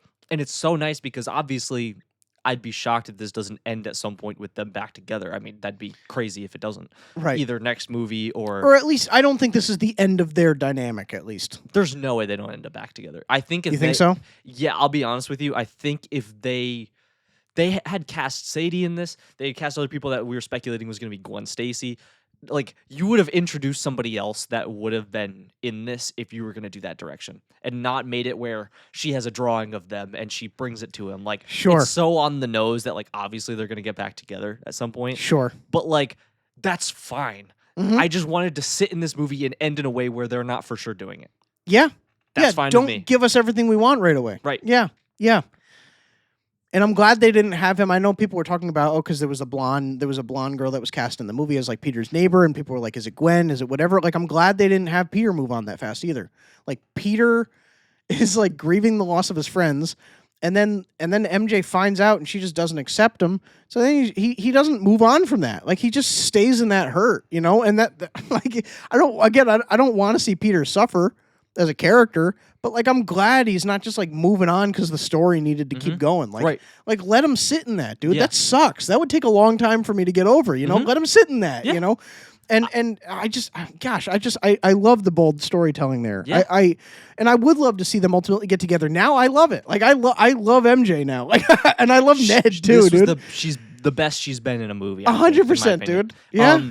I agree. Yes. I totally agree. And I love Ned, believe it or not. I wouldn't be surprised if they show at the beginning of the next movie, whenever it comes out, that like he's slightly moved on a little bit, where he's starting to open the idea of seeing somebody. Yeah, because I think he's over here. He got rejected. He's like, I'm not going to keep showing up. Seeing somebody else, but he's still friends with them, and that's when she starts to get jealous. And I think that's how we get there. Interesting. So I think it might be something where like he's only with somebody for a short period of time. Or specifically, maybe that's where we get it Venom in the next movie, and that's what causes him to start acting a little more. Or like a Black Cat, where it's like, right. Right. Interesting, dude. And Andrew Parker just stood up and applauded. Okay, so we'll say this: we actually had to step away for a couple hours. I had a thing going on. You had a thing you had to do. So we're back. Like we never left. Same outfits. We're re-energized. I've been out and about, so I feel refreshed getting away from the flood and the house and the whole thing. You feel good because you got a Celsius in you. That's right. So we're rocking and rolling. So dare I say I feel better. I actually do too. I feel like this is the second wind I needed. That was the bump I needed. So the second half, we might put a timestamp in. Just this is the moment is worth listening to. This is the moment we actually come alive. Right. It was funny because we were talking earlier, and I was thinking we would have plenty of time, and we ended up yapping so long about stuff that I was like, this might end up being our longest episode. We only did like half of the episode that we actually planned on. We're only like so we haven't even done anything else. And unfortunately, we don't remember half of what we talked about because we were just like so locked in. So excuse us if we repeat anything. Yes. We're going to touch on like the Peter and MJ stuff because there is a lot there, even if we did cover it. Mm-hmm. I know we talked about like Peter's pain and like turmoil and being alone and how the score kind of complements that. And, which actually, can I touch on this actually? Yes, please. I was watching YouTube like 10 minutes before you got here again. And I saw a video, and it was Michael Giacchino talking about his mindset creating the score. And he said, I intentionally left instruments out of my orchestra to emulate Peter's feeling of isolation, having his friends being plucked out of his life. So he said, I intentionally took certain pieces of my orchestra out. That's a nice way of saying I was really wrong. I was lazy. I don't know what I'm doing. But we're gonna dive right back in. I know we were about to. You and I wanted to talk about Punisher, so we're gonna dive into that. Yeah. But we have so we'll go from there. But I would love to cover the dynamic between Peter and Punisher, because it, dare I say, at certain points carries the movie. Yeah, it's absolutely, like the backbone of the movie. Yes. And to go from the promotional run thinking, man, why can't Peter just like, I don't want to see another like freaking crossover where somebody comes in and like he depends on somebody. That's not what's going on here. Absolutely not. To go from worrying about that to walking away being like, that was like the heart of the movie at points. Like that's a huge thing. I don't know if you want to talk on that a little bit. I think it's such a needed direction for both of them. I mean, because Peter almost needs a friend like that. Yeah. But especially Punisher, he's been so set in this, oh, it's my wife, my kids. Even in the Punisher One Last Kill, it's the same thing over. And you're like, that one shot, the people are yelling. Oh, yeah, he's like, that was one of my favorite memes, dude. They're like when you're having a tough time or whatever on the toilet or something. It's just ridiculous stuff. I saw some video. It was like a screen grab. It was a screen because we're in spoilers now, right? Yeah. We're like deep into spoilers. It was. Do you remember that? Remember that? Oh my god. We're doing a podcast. We're recording, right? This is a podcast, right? It was a picture of the moment where Peter wakes up in the hospital room and Frank is sleeping in the chair, and it was John Bernthal caught napping, and all the comments are just that. With all the people screaming at him, it was so funny. No, that's for the birds, man. That's for the birds. He kept doing this noise. He kept doing that, dude. Like this dismissive, like whenever he wasn't taking it from Peter. Dude, I thought it was incredible. You were speaking though, and I interrupted too. Like the thing with his family, so good. It's been so set on his family, and the thing that I think that's nice is you shouldn't abandon the core of your character. No, right? not at all. You can't make every situation going forward about that. It's got to be part of him, but it's not the thing that's driving him every single second. Right? Yeah. And I feel like this is such a refreshing thing that you almost get like a I don't know, like Last of Us style thing here, where it's like he's almost so overcome that like through just being around him enough that he like comes to respect him, but also care deeply about Tom. Yeah. Well, Peter, that now he does care so much that he's gonna actually show up and he's gonna be emotional. He's gonna cry about it, and just the way they did that whole sequence of it being emotional, that like in that moment, Peter has been trying to have his mask on the whole time around Punisher. And that's the first time that Frank actually sees him. And it's cool that like you get that vulnerability from Peter, even though he didn't want that then Frank crying, like even though it's not like a direct intentional thing, it's just that they both kind of are in a secret together, you know? Yeah. And they've come together. And I think that's just beautiful. And then the way that he obviously they turned it into joking, but it's not like a distasteful joking, like just to ruin a moment. It's like perfectly done it's where like it an makes exhale. you smile extra, you know? Yes, it's like an exhale. I'm crying and smiling at the same time, you know? I just thought it was all so beautiful. And then obviously that leads then to that shot of him out, just seeing everybody cheering for Spider-Man, and which was hilarious, but also again, like so beautiful.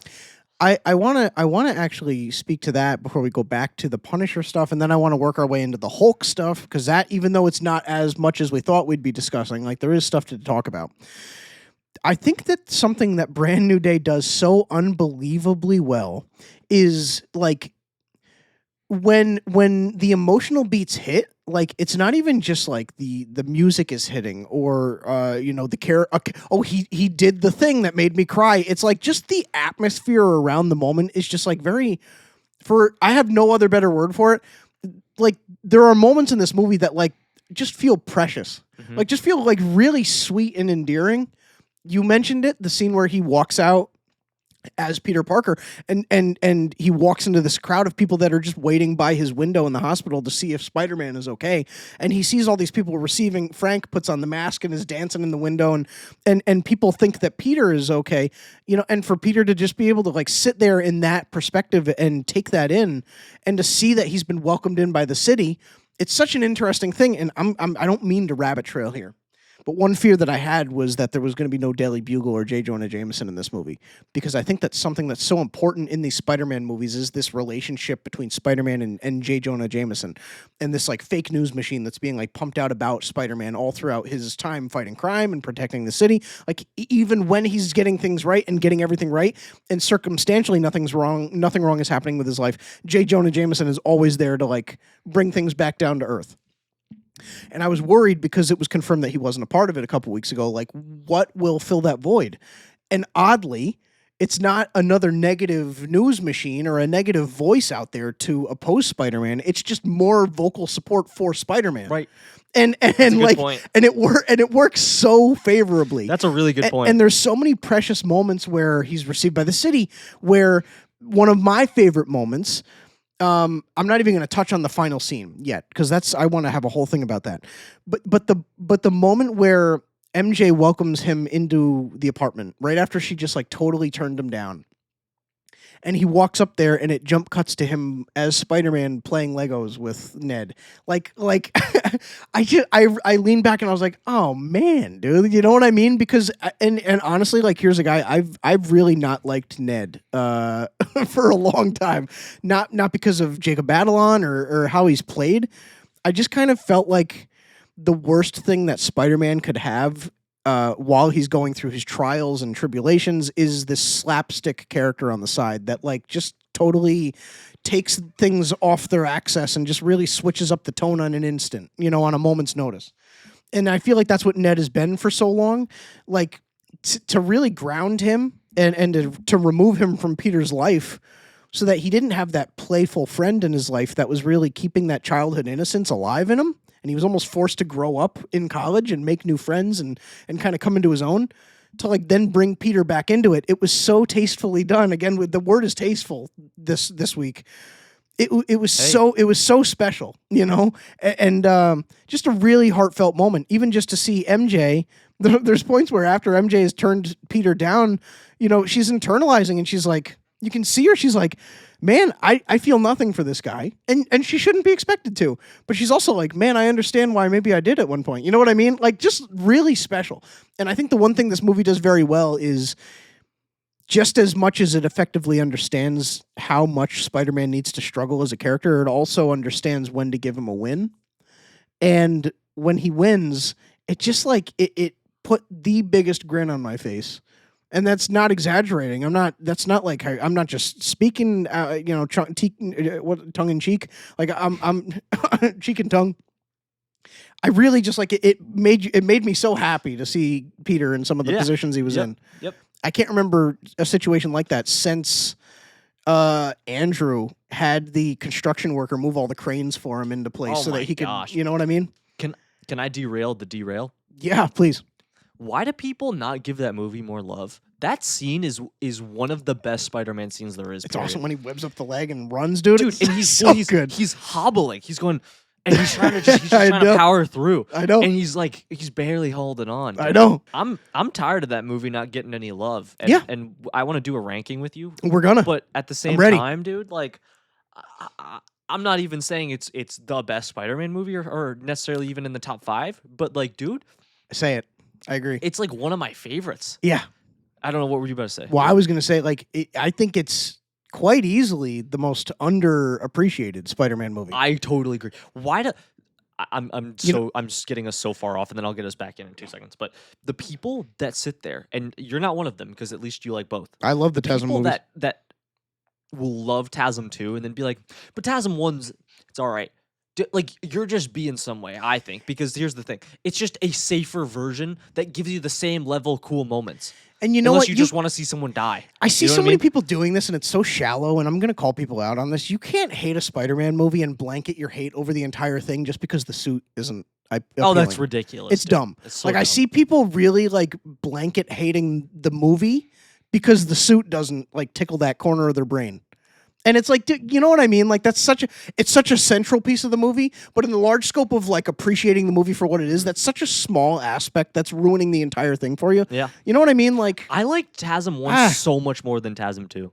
Like, so much more. That's a whole other conversation. It is a whole other conversation. Because I love TASM 2, and we'll get into that, but like, I certainly understand why people don't. And TASM 1, I like it more than people, and I don't get it. Like, I don't get why people wouldn't. Okay.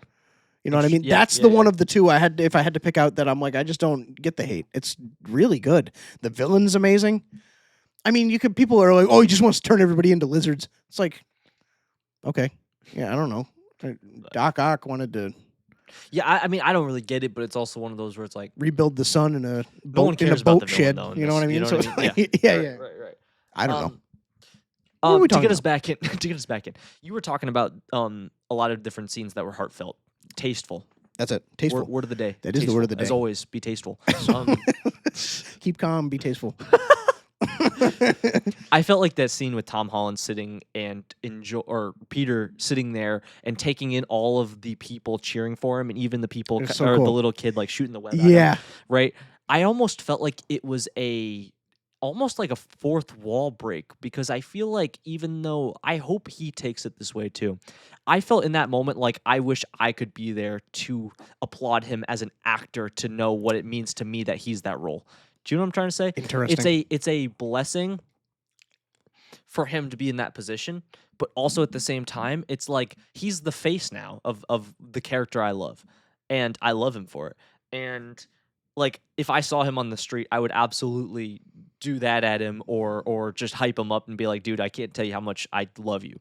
You know what I mean? Wow. And I almost feel like in that moment, it was like, I wish I got to be in there. And I hope as he was shooting that scene and seeing that, because that is the world right now. I mean, look at the numbers this movie's pulling in. It was the biggest opening day in history. Regardless of how you feel about the movie, everyone loves this character. And so many people are going to be obsessed with Tom after this. You know what I'm saying? If they weren't already. Yeah. Like, he is going to be the synonymous Spider-Man. Like, the Spider-Man, mm-hmm. you know? In people's minds. And that's the crazy thing. And I think this was the one that did it for him. But like, I really hope he took that in, because I think there's a whole bunch of people out there that like, that's really nice. That means everything to them. And he deserves that 100%. Yep. You know, even in the spell where I thought maybe he was leaving stuff to be desired as Spider-Man, it was never him. Yeah. I just was like, man, he just needs direction that gets him to the place he deserves to be. You know, it was never a Tom issue. You know, he clearly has the acting chops for it. It was always the direction. Mm-hmm.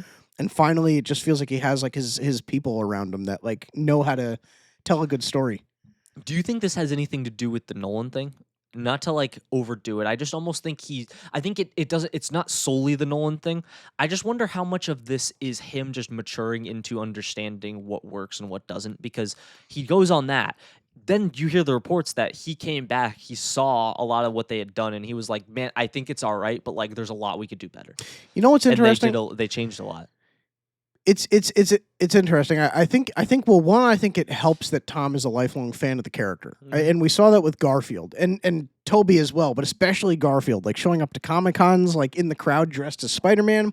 Garfield loved the character, and so like one thing that was never deniable in those two movies was that like Garfield wasn't giving it his all. And I remember there was a unique period where, despite Tom being the same in that regard, he was talking like he was done with the character for a while, if not for good. And then something switched, and suddenly he was just really locked in. And he said it was just because they found the perfect story. But like it's interesting because I do wonder, like, if anything, how much of a quality jump between the first three and Brand New Day is attributed to Tom coming into his own as an actor, as a professional. I think there is something to be said there. I mean, you get older, you get more experienced. Even just objectively, that's true. He's coming into this with more experience under his belt. Like, he's going to be a better actor. But it's so interesting because, again, we talked about continuity with the score and how important that is. Like, even with this movie, you still see the through line of, like, this is the same guy playing this character, and this does feel like a character that's alive and is growing with every installment. Like, this does feel like, it doesn't feel like he's playing a character four different ways. It just feels like there's been a steady, continuous arc upward. Yep. So it is interesting, but I think you could attribute it to anything. But I think everybody just figured it out. Like, I think this movie just feels like just one big we got it now. Yeah. And but it's so interesting because he has such a cool opportunity here. There's a weird line where sometimes a character is played too long to the point where you're like, dude, like, you've done it too long. Yeah, it's like over. You pack it up. Then there's another line though where it's like, if you can play it to a certain level, like a certain length, you become this revered icon, like bigger than you know what I mean? Like, you are the character. And it's interesting, you get people like, I feel like even recently, like Daniel Craig as James Bond, like things like that, where it's like you get your 5 movies and then you're out. And like, it was almost the perfect amount where then for the people that start growing up on his James Bond now, it's so synonymous that he's James Bond, and it's right. This Can't guy, see anybody else. He didn't overstay his welcome. But he was like perfectly the guy. And I don't know what that looks like for Tom. I don't think it looks like 10 movies of his. No. I think it probably looks like another trilogy, but I think he does have something special to do where that first trilogy after it shouldn't have been his end. And I think this is perfect because I think by the time you get through a 6th and whatever other Avengers projects he's in, it's going to be like the perfect way to be like, yes, that was the amazing stretch we had with Tom Holland. And when it's all said and done, he'll be the standard in how you tell a Spider-Man story. Mm-hmm. Like if it is a Miles, if it is another Peter, like there's going to be big shoes to fill. Yep. We've never had a Spider-Man stretch across 6 individual stories. So that you're leaving a very high level to clear. Yeah. And I think just even off the basis of the concept of him doing 6 movies, those 2 movies could stink. Still, you got a man to commit to that. You know what I mean? That's a huge undertaking, and to have him do that, like, that would be huge. Mm-hmm. So you're leaving, those are big shoes to fill. But yeah, man, it's just a very cool. It feels like just all the stars aligning. You discovered this up and rising young actor. You got him in there in the universe, at an early age, and people just really gravitated towards him because they just saw the potential, even if they didn't see the results. And you were able to like have his character interact by happenstance with these characters that like molded his path into this universe in Toby and Andrew, and you like allowed the new guy to converse with the guys who made his role possible, and even further his quality of his character from that.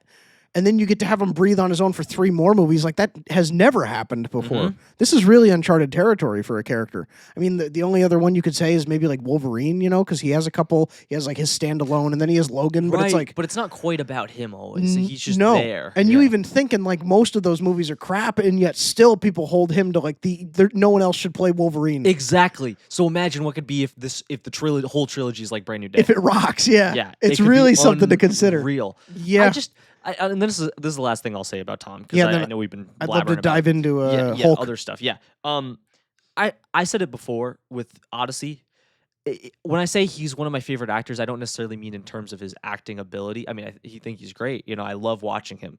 But like as far as just a person goes, I don't think there's many other actors I would rather hang out with, want to root for, or anything. Like I agree. just am so happy to see him succeed. I have never once seen him in public do anything where I've been like, like I think he's such a genuine dude. I think he's so in on everything he does. Like I really have nothing bad to say about him. I think he's so phenomenal.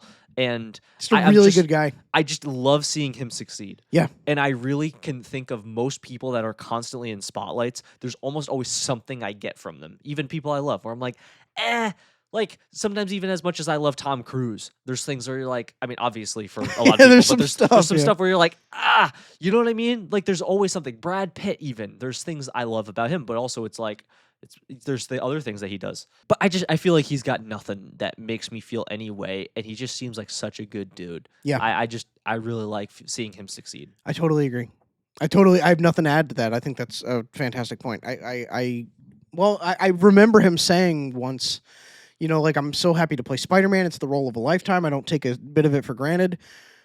I love all the people I meet and that I get to do this for a living. He said, but once I like have a chance to have like a wife and a family, like I'm out of here. Mm-hmm. Like Hollywood is not my scene. Like to be on that level and to say that, you know what I mean? Like I'm sure there's a lot of things that have been pushed across the table to him that like, it's probably like almost to the point where it's like the idea of saying no to some things that I'm sure he's been offered, or like, it's scary, you know, scary. Like nothing in life is certain, but I just think, yeah, he's a great dude who seems to have like his head on his shoulders and a ton of like just rock solid values. And it really, like, even in the moments where he still needed to kind of like grow into the role of Peter Parker and Spider-Man, like it really feels like they couldn't have found a better guy to like kind of go through that transition and go into that like ever evolving, you know, odyssey of becoming this character.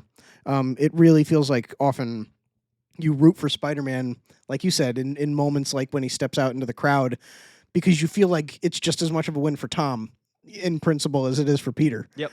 Yeah, so just really special. But I totally agree. Now, do we want to cover the Peter and Hulk stuff? Because that's interesting. Yeah. Or just specifically Hulk. Yeah, dude.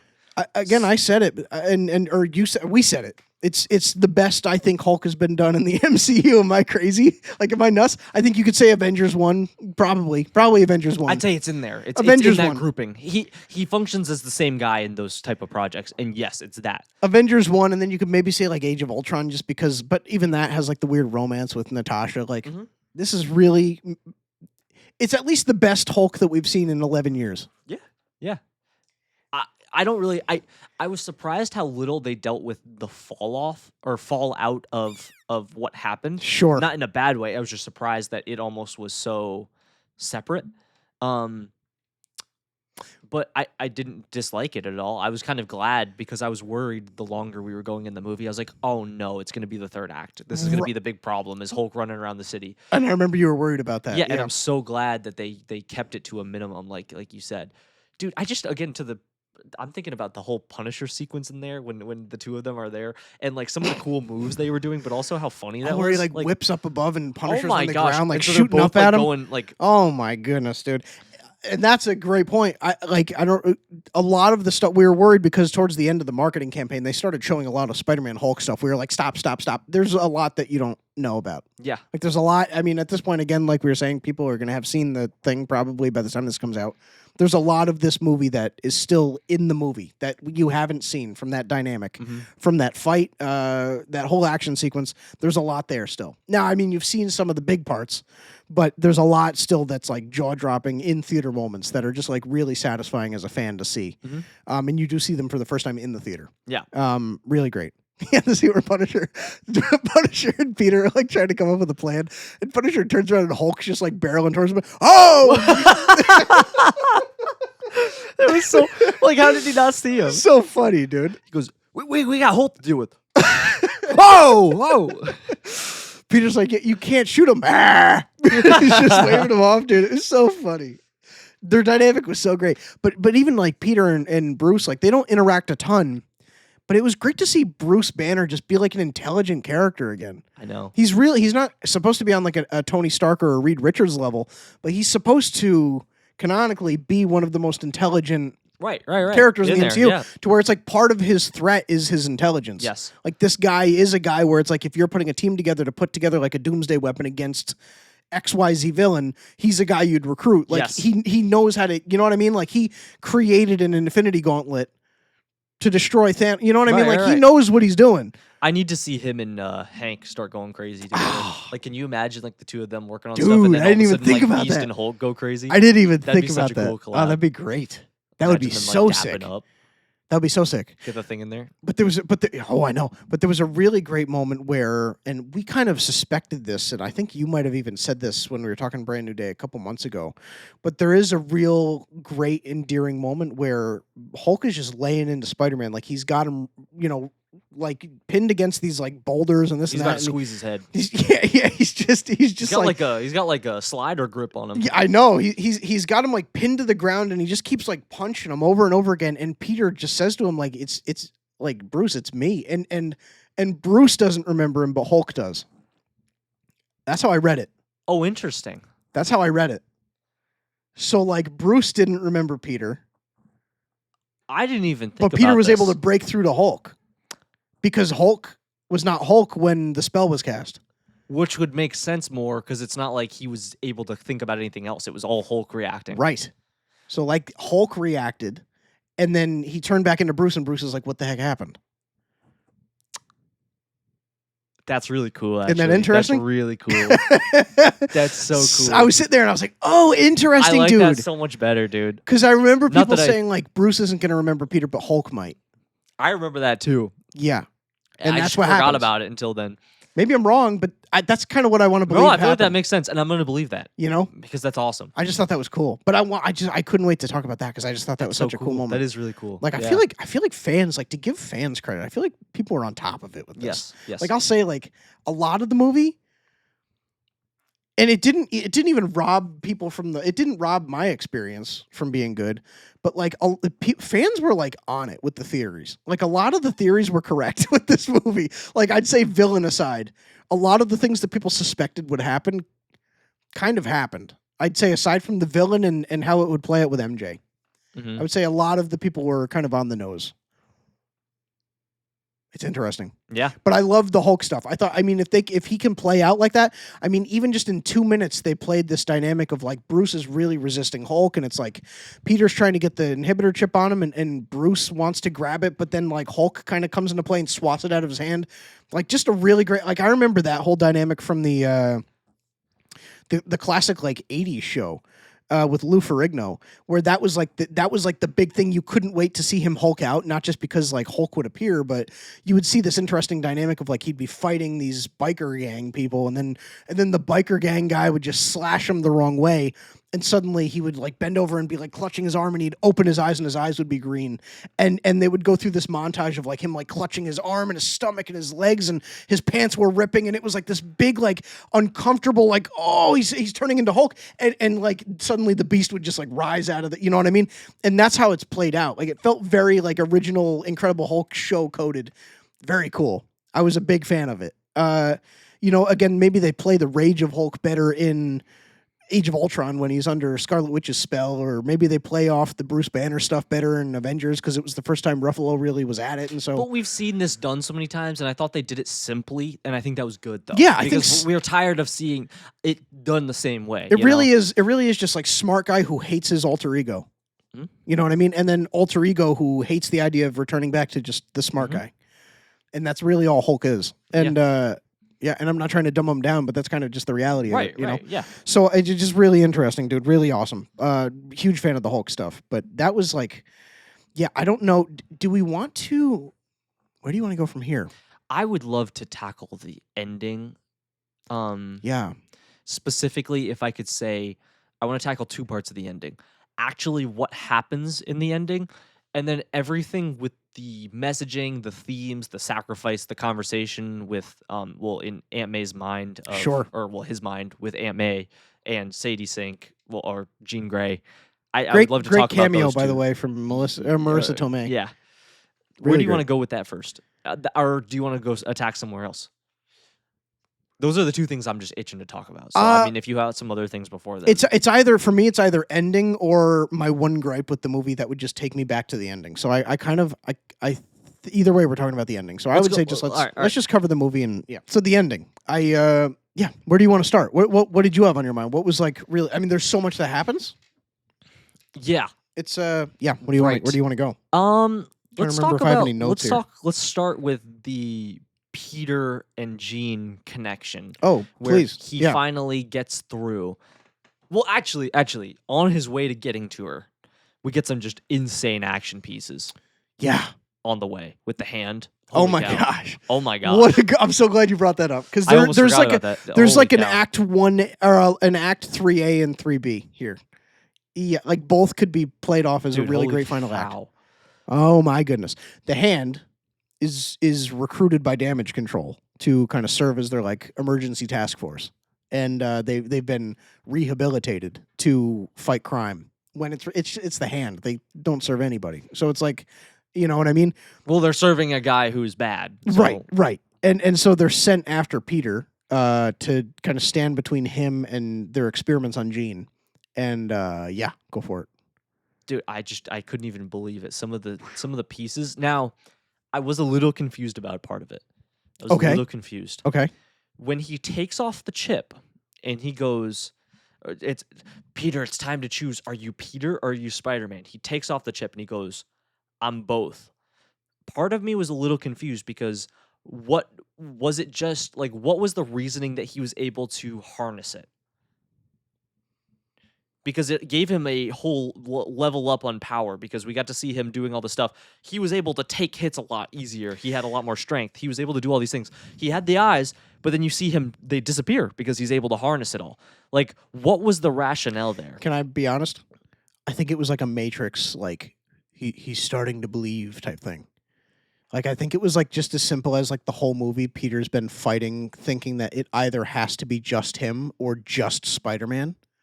And like when he's presented with a choice and he realizes that there is a world where he balances both, I think it just breaks the walls down in his mind that we're keeping that from being a reality and he's able to mix it. Okay. Like I'll be honest, I think no matter how you spin it to me, I don't love that part.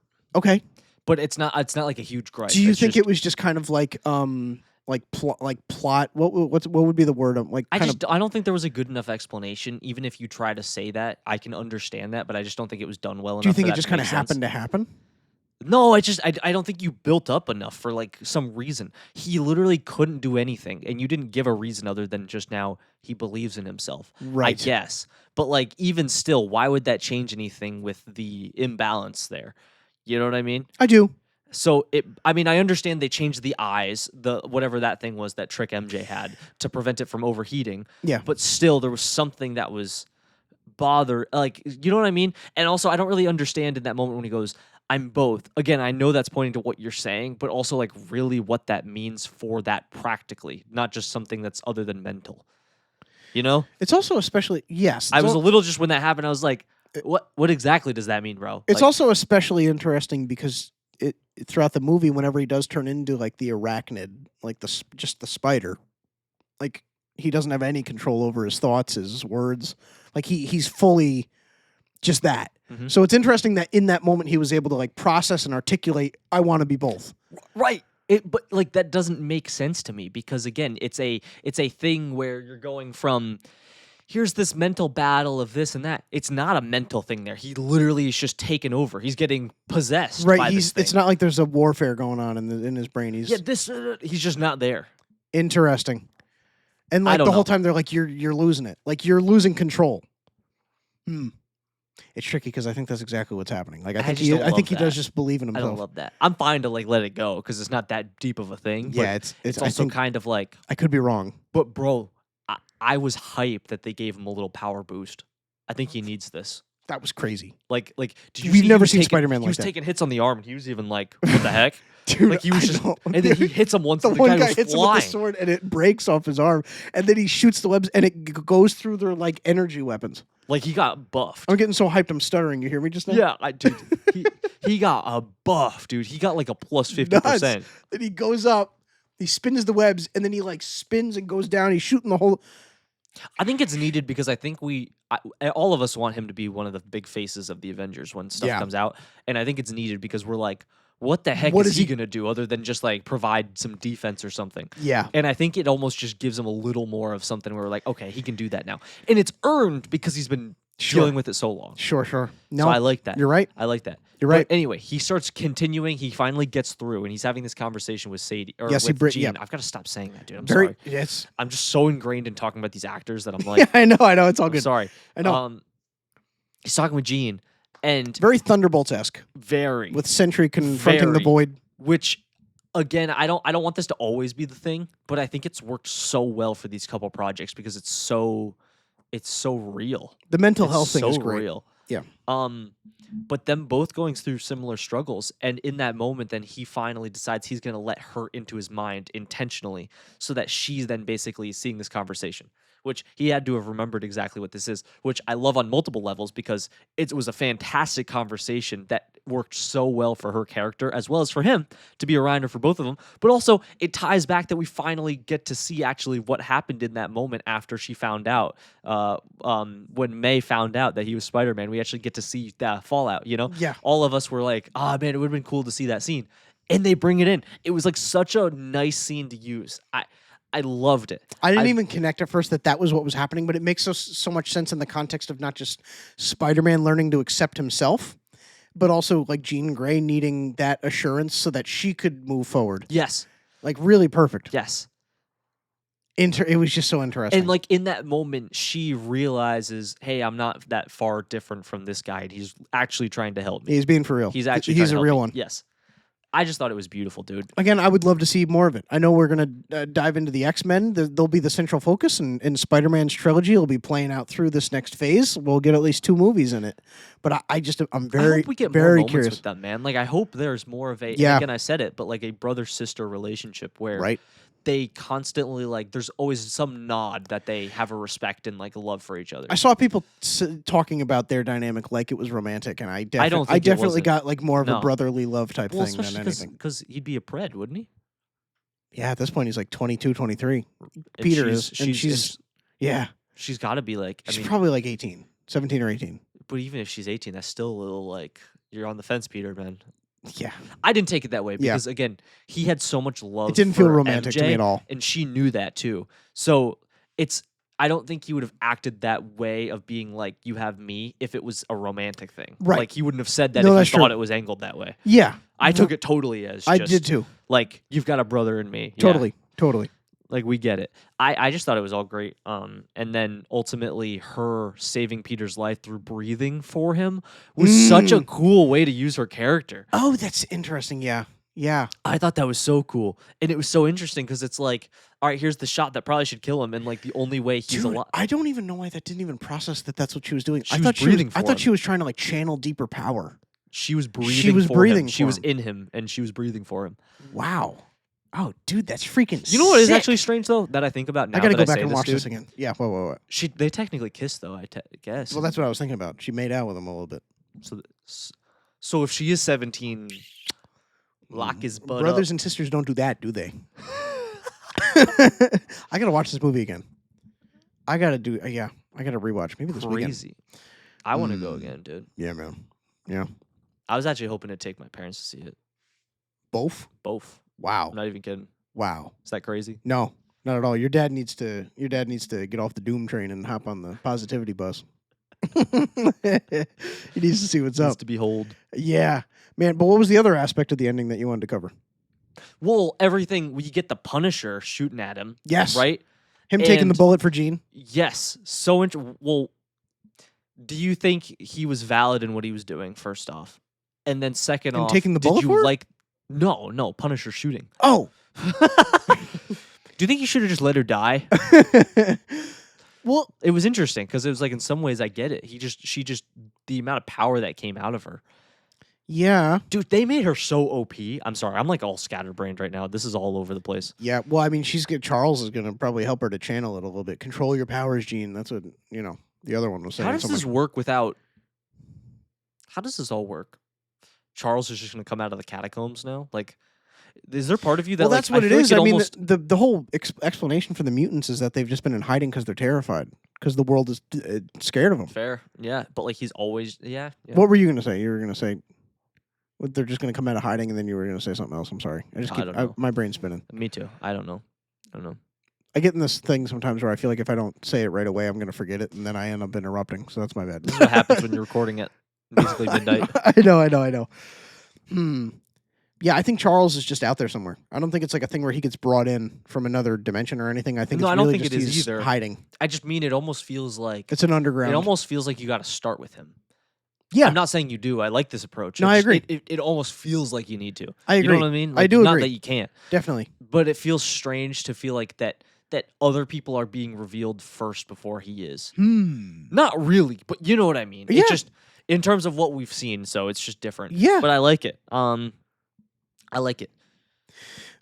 But I guess that's the thing that pushes him to decide to act out then. Sure. So as far as Punisher being justified, it's tricky because I thought that they were on the same page that Peter was going there to save her. So it was interesting. Maybe he just thought because Peter was kind of trying to get close to her that like Punisher, maybe Punisher drew the conclusion that he was trying to subdue her, that he perceived her as a threat now and he just had to do what he had to do. I don't know. It was tricky. Then there's the whole thing of like he kind of had it out for her because she took control of his brain for a little bit. You know what I mean? So I don't know. It's tricky. Narratively, I didn't question it, but I don't know. I thought it was just a great moment for Spider-Man to be Spider-Man and take the bullet for her. It was a great moment for her to kind of see that I have an ally here. It was a great moment for him because it brought him and Peter together. I think there's more wins here than losses. No, I agree. I feel like in the way, like at that moment, Peter was close. He almost had it.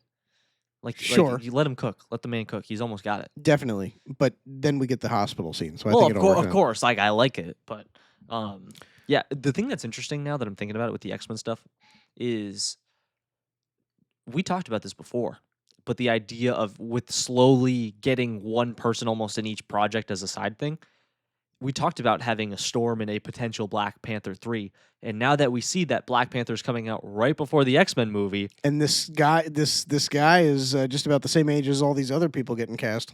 Makes all the sense in the world that we get a Storm there. Like, the way they're setting up this X-Men stuff, I'll be honest, I've got chills. Yeah, like, a little bit, It's dude. really, really good. Yeah.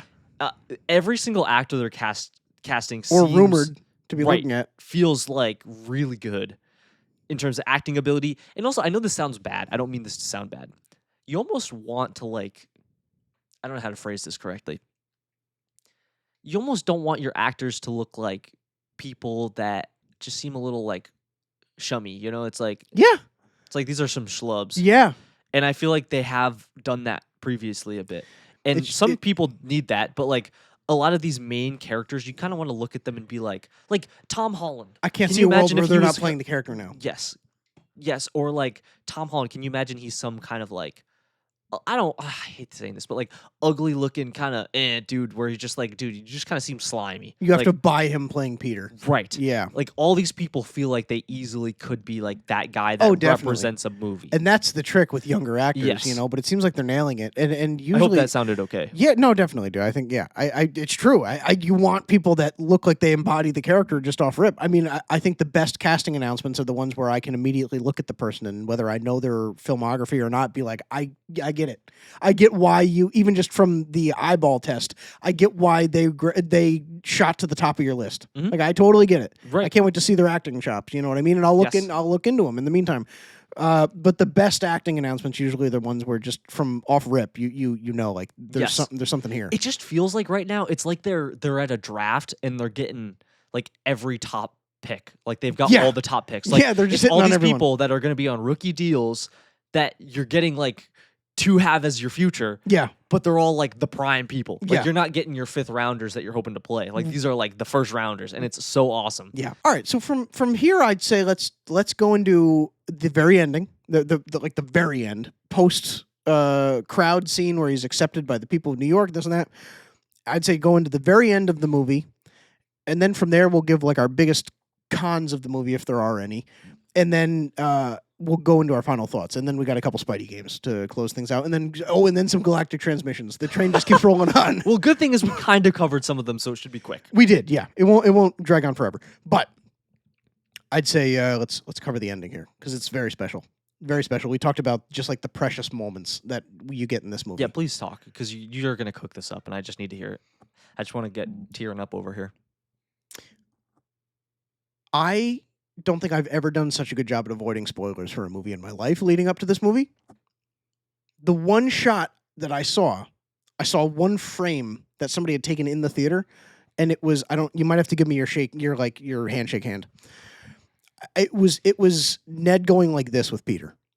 And clearly that's just like that could be anything. But immediately my brain went to, oh my gosh, like if Peter does the handshake, I wonder if that would like clock in Ned's brain like muscle memory. I wonder if he would jump back to like who Peter was. Mm-hmm. And so like the whole movie, it was interesting because I'm sitting there and I'm like, I know this moment happens, but it hasn't happened yet. And then we're getting through the second act. We're getting through Peter playing Legos with Ned. And I'm like, it still hasn't happened. They still haven't done it. And then we get through the final act and I'm like, where's Ned? And then the last scene, Peter's in there getting flowers and Ned walks and he turns around and Ned's sitting there eating a sandwich. And I was like, oh my gosh, dude. And Peter walks over and he shakes his hand. And like you see the glint in his eyes and Peter like goes into the handshake and you just see Ned like, I mean, like I got the biggest like emotional release from it. I genuinely I started crying, dude. I couldn't take how special it was. It was so nice. Like it was so nice. And he looks up and he's just like, Peter? And like it was like all-timer ending, dude. Mm-hmm. Cause it's like, man, this could go anywhere. But it's not even like in No Way Home, you get like this amazing swing sequence, but you can't even be happy about it because you're like, nobody knows who this guy is. Yes. Like he just lost everything. And in this one, you're like, this could go 100 different ways, but like whatever happens, it's like Peter got his friend back, and yes. I just was like, and it's so awesome because again, like they are restarting in a way, yeah. But it's like, and I don't think Ned's going to still lost. I don't think Ned's going to have remembered everything. No, I don't think so. Yes, and also, but I think that there's enough there. Yes, and it comes right after that scene where he kisses the stone, Aunt May's stone, and he says, "I've learned I'm not going to do it alone anymore." Yeah. It's like beautiful, dude. Yeah, dude. And then he goes and does that. It's so nice. It's so nice. And again, I don't say this like it's not at Jacob Batalon's fault. I never really accepted him as a side character. I just is his Ned. I didn't like Ned as a character because I just felt like it was too different of a tone to everything else that was happening in every movie. But like, man, if I don't want to see more of that. You know what I mean? Because it finally feels like these are two characters that really could complement each other quite well. You have a Peter that's been through the freaking ringer, and you have like a Ned that like just like he doesn't know what's drawing him towards Peter, but like he knows there's something there. Yep. You know, and the same with MJ. Even if MJ and Peter don't get back together by some chance, there's still such a fascinating dynamic there where it's like they have this knowledge that like now they can't in a world where giants roam the earth and like mad titans are snapping people out of existence, the hero and the savior of the city comes to me and tells me that like he saved me in another life and we loved each other. Like I know he's telling the truth. I'm not living in a universe where that's something I can just brush off. Like I know he must be telling the truth. Yes. But I have nothing to like base that off of. But now it's like I can't get that out of my brain, you know what I mean? And there's just a whole dynamic there where Ned, it's like when Peter's going to confront Jean and damage control, MJ accidentally says, good luck, Peter, or whatever she says, stay safe, Peter. And Ned's like, oh, so his name is Peter. And so like people are like, oh, well, he doesn't remember who Peter was. That scene's probably just him clocking that's who MJ was talking about. And he realizes he's Spider-Man. I'm like, no matter what it is, it's like clearly there's something there that they're going to build off of. Yes, for sure. And I was so happy with it. And I think they left it open intentionally because it's the very last scene of the movie. So you can go either way. Like they can do whatever they want with it now, and it's not going to be like a problem. But it gets everyone talking. Dude, it was like the same. Like it was like Edge of Tomorrow vibes, where like he gets in the hangar and she sits up and she's like, "Can I help you?" And he just smiles. Like yes, exact same scene. Yes. Exact same scene, dude. Yep. And there's something there. Yeah. Yeah, it's cool. So special. So special. I'll say my way on it, dude, is I think it's muscle memory. Here's why. Of course it was. I don't think he remembers anything. Oh, interesting. But he said Peter. You think that's just him clocking the I think Spider-Man? it's him clocking the thing. Because here's the thing. Zendaya, dude, I'm such a loser. MJ is there, and she goes, Peter, I'm sorry, I tried. I literally can't remember anything. She's kissed him. She's done all this stuff, right? Like, she can't remember anything. She's read the notes. There's so much more of a reason that she would remember than he would. So if she can't, then I think Ned for sure shouldn't. I think it's him going, Peter? And again, he's obsessed with trying to figure out who Spider-Man is. So I think it's partly that. And that's so tricky. I don't know. You know what it made me think of, actually, dude? What? What's that? Is in to combine the PT aspect of things is one of the things that was so fascinating to me is learning about this concept. It's called ideomotor apraxia, and what it is you can't consciously think about doing actions. So if you have this disorder, like if I told you to brush your teeth, you can't do it. Like, you just can't do it. If I told you to comb your hair, you can't do it. However, if I give you the toothbrush and you're distracted, you can just start brushing your teeth if you're not thinking about it. So it's like you can't consciously decide to like motor plan like that, but if you've already had that motor planning in your head, you can just do it. And I was honestly, what I thought was, in this moment, he's honestly confused what's happening, but Tom's like taking him through it, so he's not even thinking about it, and it's just happening. So it's almost like, because the conscious element is removed, he's able to fully just do this. That's where I was thinking, I don't think he actually remembers this. I think he remembers that it's like a hardware thing. You know what I mean? But not like because it's part of something he just actively has, control of. You know what I mean? It's something intrinsically. I do. It's tricky because him just remembering Peter feels like such a happy ending, but also... It does, but I feel like... But also that's a really good explanation. The way he says Peter... feels like it's a realization that... I felt like that means something to him rather than that. Agreed. Than it just being he's connecting dots, right? Because it would have been Peter, like that, not to Peter. Me, it felt like there's a moment, and I don't want to spoil this for you because I know you haven't seen it. But in Hook, there's a moment where the Lost Boys all gather around an old Peter Pan, and they can't recognize him. Like, they can't see the boy in the old man's body. And one of the boys steps forward, and he just kind of starts like touching Peter's face, and he kind of like stretches his eyes back and stretches his wrinkles back, and he like moves his cheeks up to make Peter smile, and then he goes, "There you are, Peter." And it's a moment where, like, when the Lost Boys all finally see Peter with like his age like pushed back, and they get to see like the youth in his face, like they clock that it's him, and they all like gather around him. Okay. They all gather around him, and it's like a really precious moment, but it's the exact same type thing where he's like, "Oh, there you are." Yes. Like, I've been looking for you. That's a really good take, dude. I'm sorry I was laughing. Dude, that was just kind of what it reminded me. No, that was really, really well said. I'm sorry for laughing. I'm just losing it. No. That was really good. That was a really good comp for that. Yeah. It could go either way in the next movie, and I would totally buy either explanation. It makes me happier to believe that he recognized him. Yeah. But I also understand that, like, from the constraints of like what the spell was intended to do, like, I understand that, like, it's a long shot. Yeah. Well, either way, it's nice because you leave it open, and obviously it's a big thing for him, but it's not like a big thing in the sense of wherever they decide to go with it, it's totally fine. Yeah. Yeah. Yeah. Hey, I don't know. Maybe in the next movie, Ned will stretch his cheeks out and make him smile or something. Maybe that'll be how. Maybe Peter will remember something at that point. I don't know. That's all it takes, dude. Hey. When in doubt, if your boy ever forgets, just stretch his cheeks out and make him smile.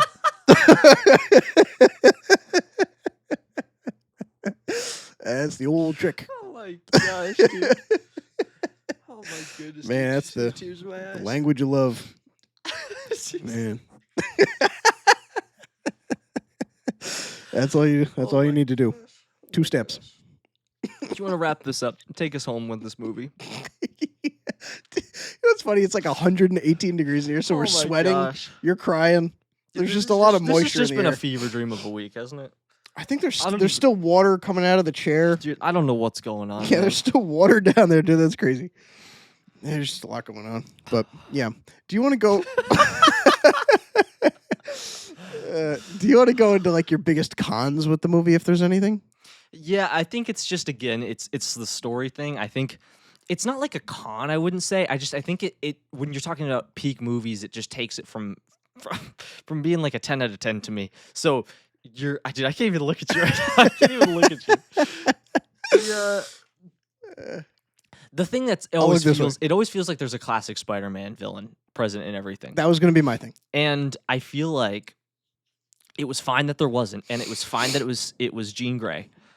And I think she was really well done. But at the same time, she's going to be a good guy at some point. Sure. And it was a secret, but it was also something that most people had in their mind that it's probably Jean Grey and she's probably the villain, because why else are they keeping everything under wraps, right? Yeah. Like, it kind of makes sense. You look at the cast, there's no one else. So right. In my head, I'm like, there's nothing that could happen here, really. And obviously, it was great still. But again, because it's a story centric on Peter navigating all these things and less about, like, there's this big thing that Peter has to stop, which I think is good. It also does just make it like the story can only go so far as everything else happening. That's not Peter. Sure. Which I think is still great. But again, I'm just explaining the 0.7 off. It's things like that. It's things like the scene I'd mentioned, the explanation for how he was able to harness the arachnid levels spike, the hormone spike. It's those type of things. Can I say the reason I didn't question it? And in the theater, I was like, is this a little bit far-fetched? The reason I didn't question it is because we've seen this before. Like, we've seen... Yeah, but that doesn't mean it's okay. No, I know, but, like, we've seen in Spider-Man 2, like, when he starts losing faith in himself and getting, like, too busy for his own good, like, he can't shoot webs, he can't fight, like... But that's different. He can't see? That's different. Because that's like a process thing. You know what I'm saying? No, but, like, he's shut himself out. Sure, but this is like literally something taking over him. No, I know, but almost like it's like, but when Toby's Peter decides that like he's Spider-Man no more, he literally he takes over. He does it himself. Like he pushes Spider-Man out. You know what I mean? Same thing. Like he pushes Spider-Man out. That makes more sense to me as a mental thing. This is sure, but I think that's what this was as well, though. Just a mental thing from a new angle. I get it because I know that the reason it spiked in the first place is because of the trauma of MJ having a boyfriend. Like, this is the whole reason. That's what sent it over the edge. Right. So it makes sense that it is a mental thing. I'm not saying that that's not what they were going for. I'm just saying I don't think they did it effectively enough to me to be able to say, yeah, that fully makes sense. It's like a thing that he could just mentally overtake. Okay. Yeah, I understand that. It originally happening to him, where the arachnid side of him like started coming alive. That fully is plausible to me. What I can't wrap my head around, what I struggled to last night, but I just got over anyway because it was such a good movie. Is him just learning to live with both. Mm-hmm.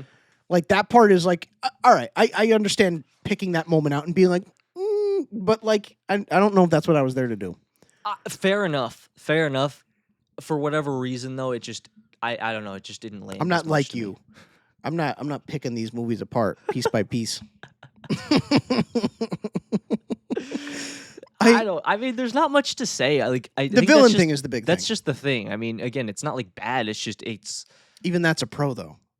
It is, but it's also like the thing that partly sets Spider-Man 2 apart is you get a lot of these themes as well, right? But like with the other thing in there as well. Well, that's it. Is usually I mean, we said it in the very beginning. These Spider-Man movies, there's 11 of them at this point, live action alone, right? Or altogether. I mean, 9 or 11. I can't remember, but there's 11 total. Yes, there's 11 total, including Spider-Verse. Yes, 9 live action. Yeah.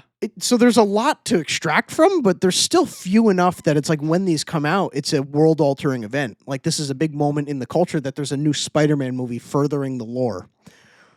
And with that often comes, don't just come see Spider-Man, it's usually come see this new villain that's being adapted. Come see this iconic villain that's being brought to the screen. You have, come see the first time in TASM 2, even though it's a bust. Come see Rhino for the first time. Come see Electro. You know, in TASM, in Spider-Man 2, it was come see Doc Ock. You got Green Goblin, you got come see Sandman. Like every time for a long time, it's been this iconic villain being adapted into live action. And so it's like, it's almost like you're sat, if you're a Marvel fan, you're sat just as much for that as you are for Spider-Man. But the tricky thing is, oftentimes, Marvel chooses to cast like a great, proven, seasoned actor to play these roles. And so you want to give them time to shine themselves. So the movie almost becomes like a Dark Knight situation where it's just as much Joker's movie as it is Batman's, if not more Jokers. Like it almost becomes in certain situations Like, I'd say Spider-Man 1 is a Green Goblin movie, and Spider-Man's kind of in the background. You know what I mean? Like, a lot of these movies do really end up honing in on the villains that make the story so compelling. And so to have that missing in this movie was it was a little bit of a tonal shift that I wasn't ready for. Even down to the final act, I was waiting for the damage control guy to be somebody. Like, because you're just expecting there to be a guy in a chair behind the whole thing. You know, and when that doesn't happen, it's odd.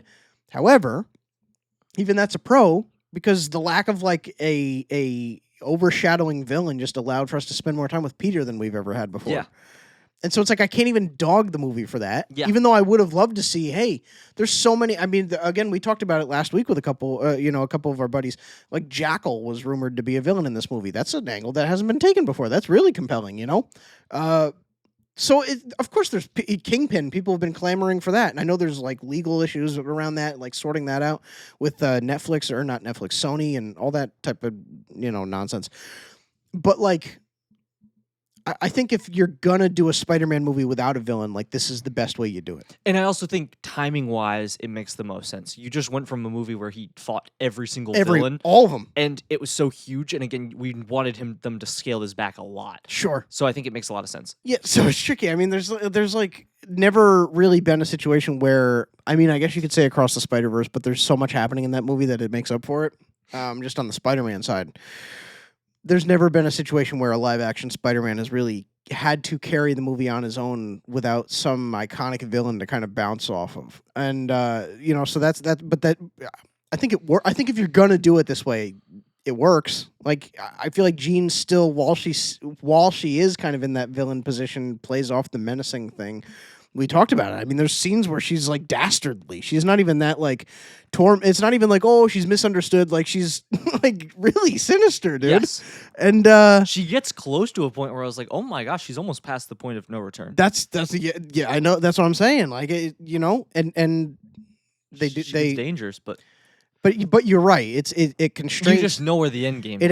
It adds constraints to the movie when you can only take a villain so far, when you know the villain ultimately becomes a hero, and not just a hero, but like like when it comes to the X-Men, like the lady, you know. So can I ask you a question?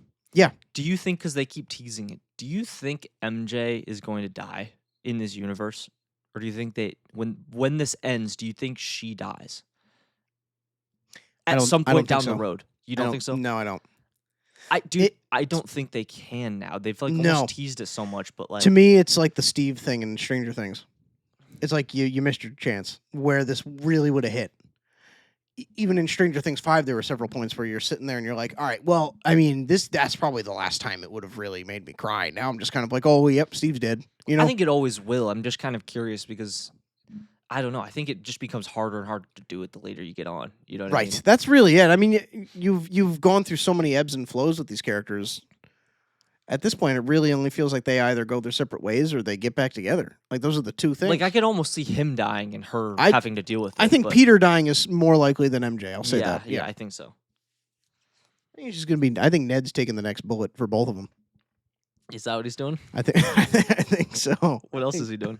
I think so. Do you want to do a little final thoughts? Yeah, I don't even have more final thoughts. You want to wrap it up? The episode or the no, like the movie. Yeah, I think I think just final thoughts. Yeah. Well, I'm just saying I feel good. Oh, sure. With the final thoughts. Yeah. Take us home. Yeah. You trying to leave right now, or it's kind of funny to go from like the conversation we just had for the last 20 minutes into like something like sentimental or like emotional. Yeah, I'm gonna try to lock in. It's very interesting. Oftentimes we don't say, again, we've said this multiple times on the pod. We don't talk much after movies because we like to save a lot of our thoughts for this. But one of the things I did say to you last night was like, I feel like my whole life I've had favorite superheroes, and I've had superheroes that I gravitate towards. Spider-Man being one that just defined everything for me growing up, and even as an adult, like I just like he's my guy, you know. I don't like, you know, it's not like I'm not gatekeeping him or anything, but like he's like my dude, you know. Like Spider-Man's like if I had to point at one and say this is like the one, and I know that's not abnormal, But there's a reason for that. He's just such a special character. And I feel like my whole life, you hear people say, like, I see myself in those characters. Like, I see myself in that character I love. And whether they're just saying that to say that, or they're saying it because they actually do see them, I understand for, an Asian kid growing up seeing Shang-Chi for the first time, like that's a different experience than me picking out like one of the 1,800 white characters on screen and being like, I see myself in them. Like, I understand, like, it's a little bit like, it's a little bit more understandable for certain people to say that.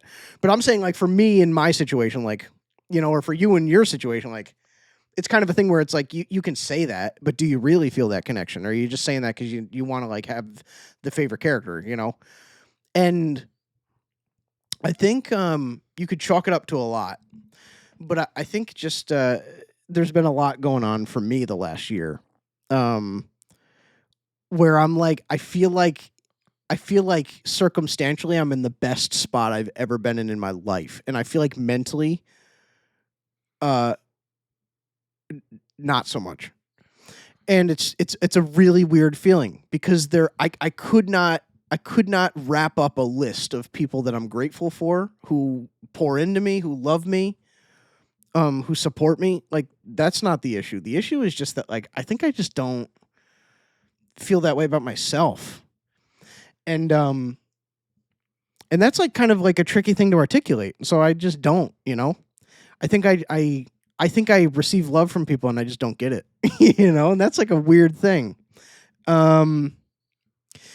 But, like, I'm getting married in 2 months, and I'm moving out of my childhood home. And I'm, like, not saying goodbye to my family. I'm moving 30 minutes up the road. But it's the only home I've ever known, so that's a huge change. And, grandparents are getting older, and my dog is starting to decline, and things are just kind of happening.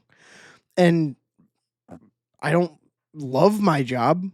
I mean, anyone could say that, but, like, I just specifically don't like my job. So it's like, I wish I could do this all the time. And so there's just a lot going on. I think there's a lot of people that, like, need you all the time, and you tend to feel like you're being pointed at all the time in different directions and kind of just guided from one place to another. And when you get busy enough, sometimes you feel like you're just going through the motions. Even if you don't want to, you feel like your life is just kind of a series of events that just unfold whether you want them to or not. And somewhere in there ends up being life-altering changes, or people that come in and out, or relationships that blossom and grow into something beautiful, or fall apart and become memories. And in the muck of that, sometimes if you're not careful, you kind of, like, forget who you are. And I think I just haven't taken care of myself mentally in a long time. And I don't think it's because I wanted that to be the case. I think I just, like, didn't see it as a high priority in a list of other things going on. And then the flood happened. And I'm literally, like, looking at our hard work as it's floating by us on the floor. And I'm like, ironically, I'm, like, seeing my reflection in the ground, and I'm like, what the heck is going on, man? Mm-hmm. And, like, growing up, I was always, like, able to look on the bright side, and I was always, like, positive 10 times before I was negative. And lately, I just am like, nobody would ever know this, but, like, because I don't try to be this way in public or in front of people, but, like, internally, I definitely, like, have felt myself recently become more negative and much more self-contained. I don't talk to people. Like, when I'm upset, I close up, and that was never me. And so, like, all these things are kind of happening, and you're mixed with happiest day of my life is in 2 months, but also I don't like myself all that much. And so you're kind of dealing with all this stuff. And then you go and see something like Spider-Man Brand New Day, and it sounds silly, but to see Peter in that exact same spot and to kind of lay out that groundwork of, like, this is what you do to overcome it. I cried 3 times, and it wasn't even at, like, what was happening in the movie. It was just, like, what that meant for me. And it felt like practically I saw a path forward for myself. Yeah. And so sometimes I think movies just are bigger than movies, you know? Yeah. Yep. And I'm just incredibly grateful for something like that. Yeah. And you know, something like Spider-Man, a character like Spider-Man, who has no reason to press on, but he does because it's the right thing to do. And good comes out of it eventually, you know? Ned might remember him, you know? And he would have never known that if he hadn't lived to see another day. And so I just think that there's something so special about that. Mm-hmm. So I think sometimes movies are just more than a 2-hour runtime where you get to cheer and you get to laugh and you get to go with your buddies. I think sometimes it without sounding dramatic, can really save somebody or really inspire them to be better. Mm-hmm. And I just think that that's really special. Yeah. So I think that was my and even adding into that, it's 2.5 hours of you escaping from everything else, and your mind is a blank canvas that you can, like, for once not have other things going on in your brain. You are literally forced to only deal with what you're seeing, which is so cool. Our basement was under 5.5 inches of water yesterday, and for 2 hours the water wasn't there anymore. Yeah, you know what right, I mean? Right. So that and was like cool. you need that. And, and just adding into it being bigger. And again, dude, I appreciate the vulnerability that you would have that, because I feel like even if it's just a part of it, like, I can't tell you how many people can resonate with something of what you're just saying. And obviously, like, I'm not exactly where you are, but like, I can tell you I've had a lot of anxious thoughts about just future stuff. You know, nothing that you don't want to do, but it's just a lot. Things can get big, and things can feel like you're, like you said, like you're in so many places, and like, even if there's good things, it's just life can be a lot, you know, and it can feel like sometimes you're looking for a perfect solution, and like the movie shows you, there really isn't always a perfect solution, but the thing is looking for the positives in that, and still trying to move on and pick yourself back up in those situations. And obviously for you, dude, I mean, the last year of your life, you've been, and I'll say it for you because I feel like it's one of those things, but like, you've been absolutely grinding with everything you're doing, from work to just, I mean, like, people like laugh at it, but like, maintaining a healthy relationship is not work because it's something you want to do, but you have to work at it, you know? And it's a big commitment. Yeah, man. And everything else, like, so many things. And I want to be clear that is one of the bright things. That's one of the happy things. Of course, sure. Yeah. However, I might have worded that before. Yeah. No, everything you're doing is a bright thing. Yeah. It's well, except for work, probably. But that's another conversation. But yeah, like, on top of every other emotion involved in it, just feeling like very burnt out by doing a lot of stuff is just already going to make those emotions harder. So, and it's funny because you're sitting there, and a flood is a flood. The water's going to dry up, and the walls are going to be replaced, and the carpet's going to be taken out and replaced, and this will be back down there soon. But it almost is like, if you don't know how to compartmentalize and really address things as they're kind of happening in a healthy way, I think sometimes something like a flood that is temporary feels like so much of much bigger of a thing than it actually is. I was just gonna say, you know what I mean? I've been blessed the last couple of weeks where I've had 3 or 4 weeks off from school to kind of, and it's been so nice because, again, my schooling's been just year round at this point. You want to talk about grinding, dude? No, but it's been so nice to have that. That I almost feel like when this whole situation happened, I think mentally I was in a much better spot than you were. That I think it hit you a lot harder.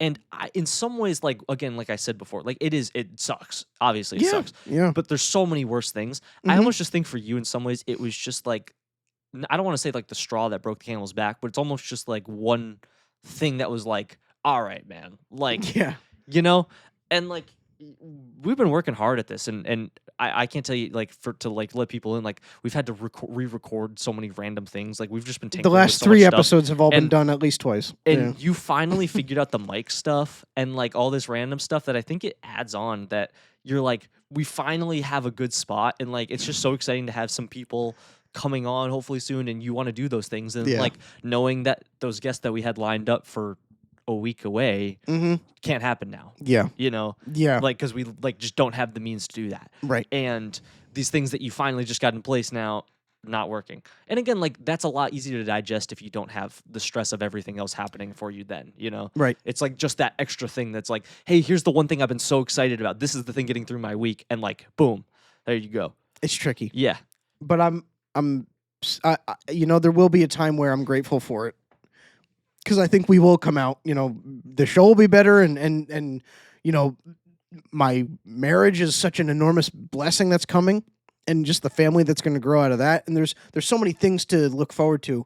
I say all that about myself because it's like if you're in that spot, like the worst thing you could do is try and do it alone. Mm-hmm. I am so grateful for you and for my fiance, for my family, for her family.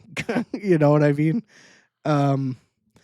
And just all the people that like reached out and even just when this thing happened, and it just meant a lot. Yeah. And so like don't like, but like how would you know those people are out there unless you just like step out of your room for a second, and find out. I came downstairs after having my like hair in my hands for 15 minutes that night, and you were down there and you had put all the wires on the table and you were drying them off, and some of them had lit up.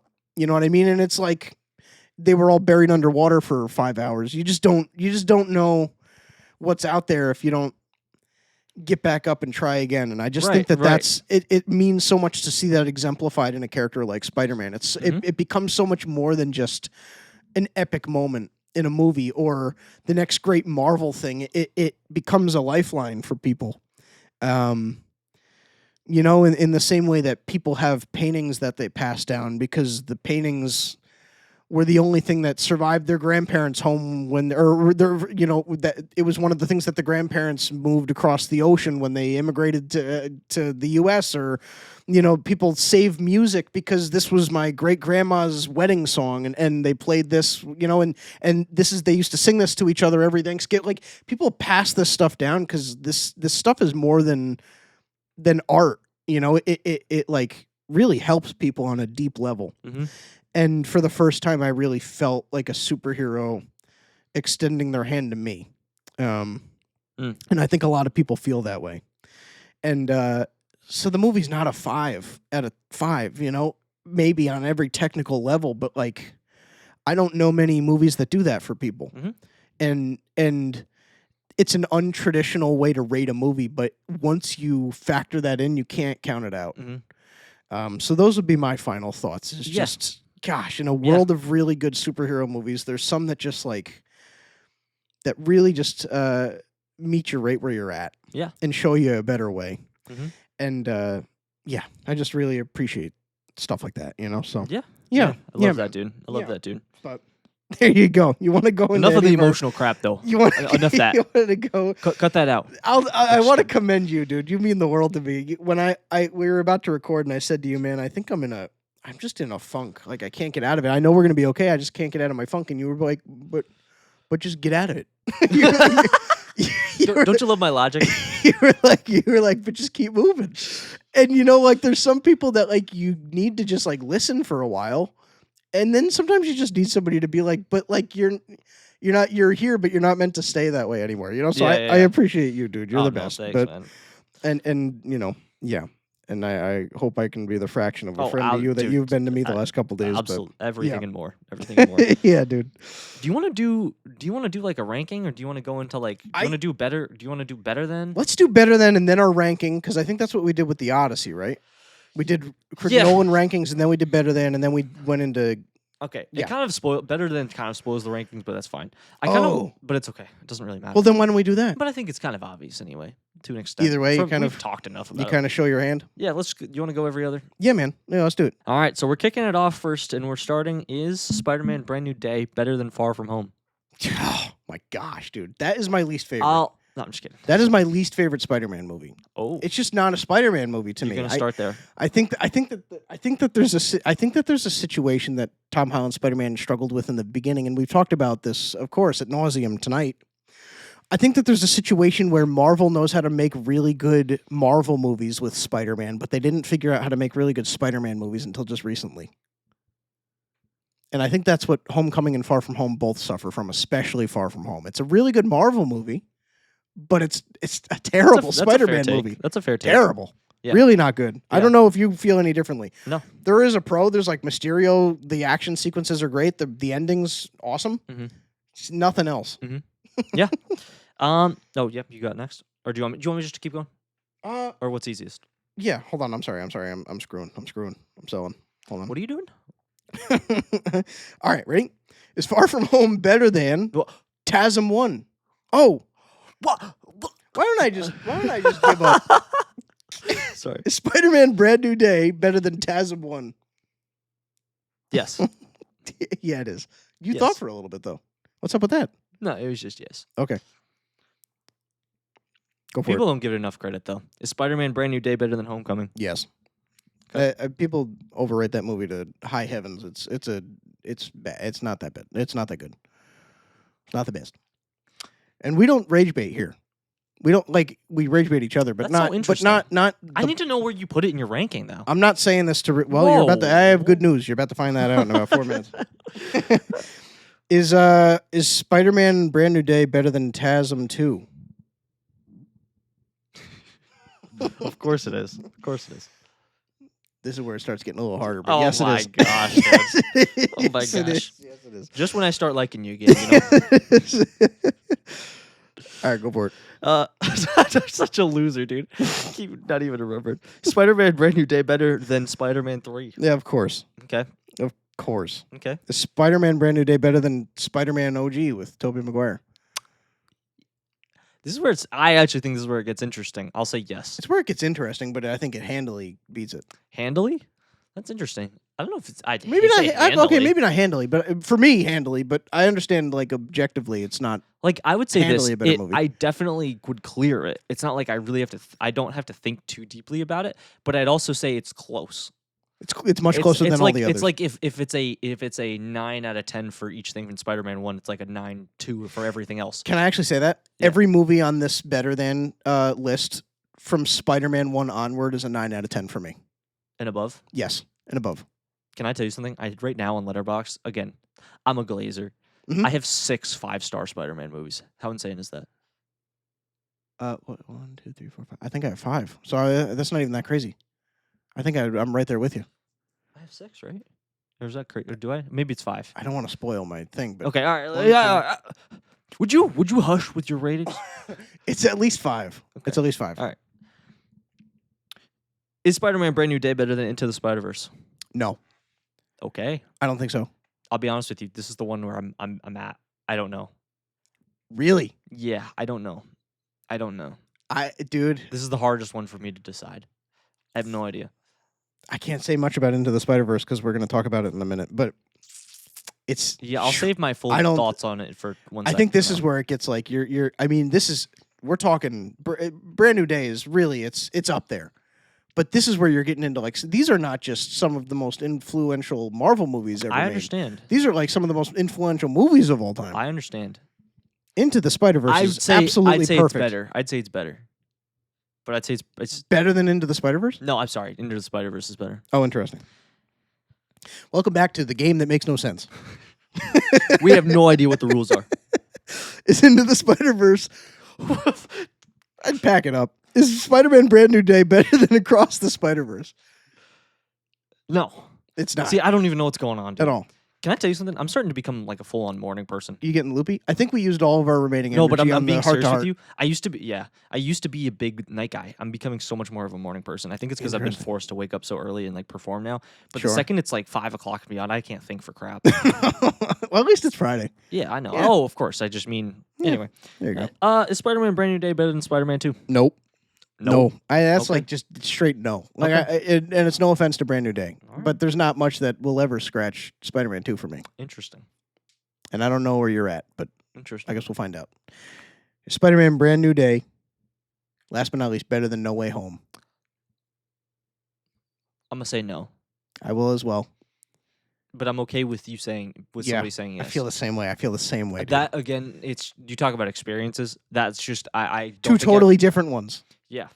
We were comparing Oppenheimer and The Odyssey last week. It's how? You know what I mean? Right. We will because we have to, but how do you even do that? You know? Two totally different movies. And now it's going to our rankings. I say you just do your entire one, I'll do my entire one, and then we'll go into news. I'm gonna do it almost like we were doing for a clip. Probably sure, not, but these are my Spider-Man rankings. At 11, I have Spider-Man 3. 10, I have Far From Home. 9, I have TASM 2.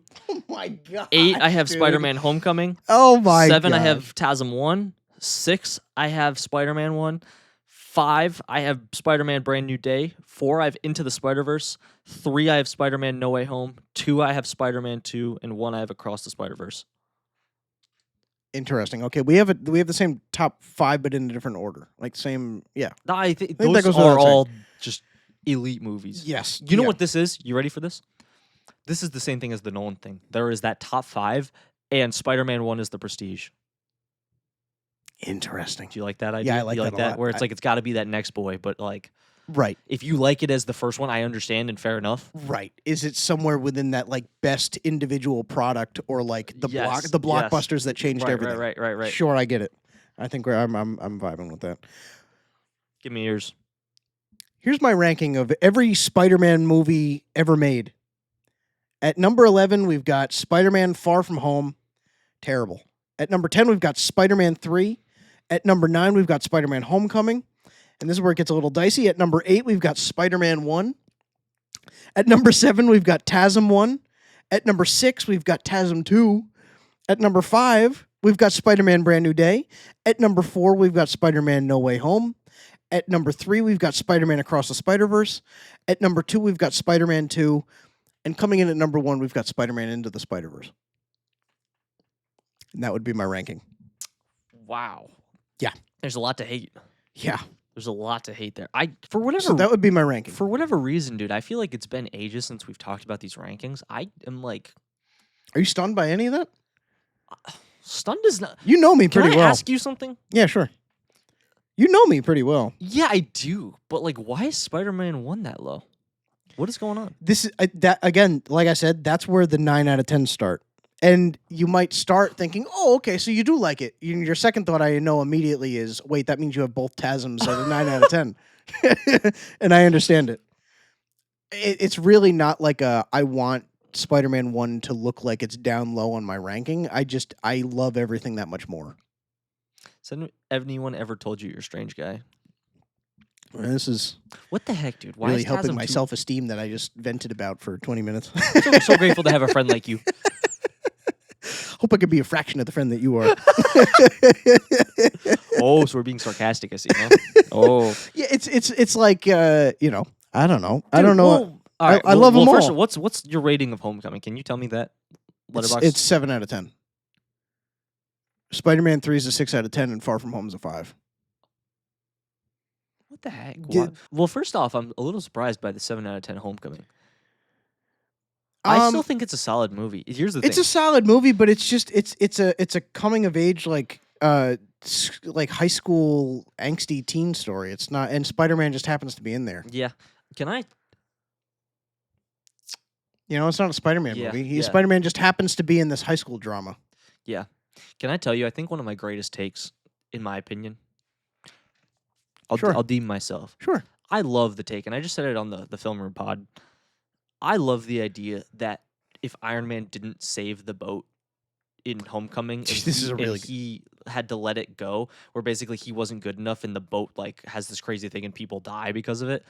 And like you kind of just make that a darker thing, like a little bit through that, like where that's the big problem he has to face. That's a really good take. I would have freaking loved that. That's I would have really eaten good that take, up, and I think that would have changed the whole complexion of the movie. I totally agree. All of the issues with it being like, oh, he's just Iron Man's boy, and oh, he has zero bigger problems going on. Like that would change everything. Dude, I totally agree. That's a really good awesome. take. Really good take. I totally agree. That's probably Ben was on the boat. Uncle Ben was on the boat. He fell into the river, and he just ripped in half. Wouldn't it have been crazy if he just ripped in half? Big piece of plywood ripped him in half.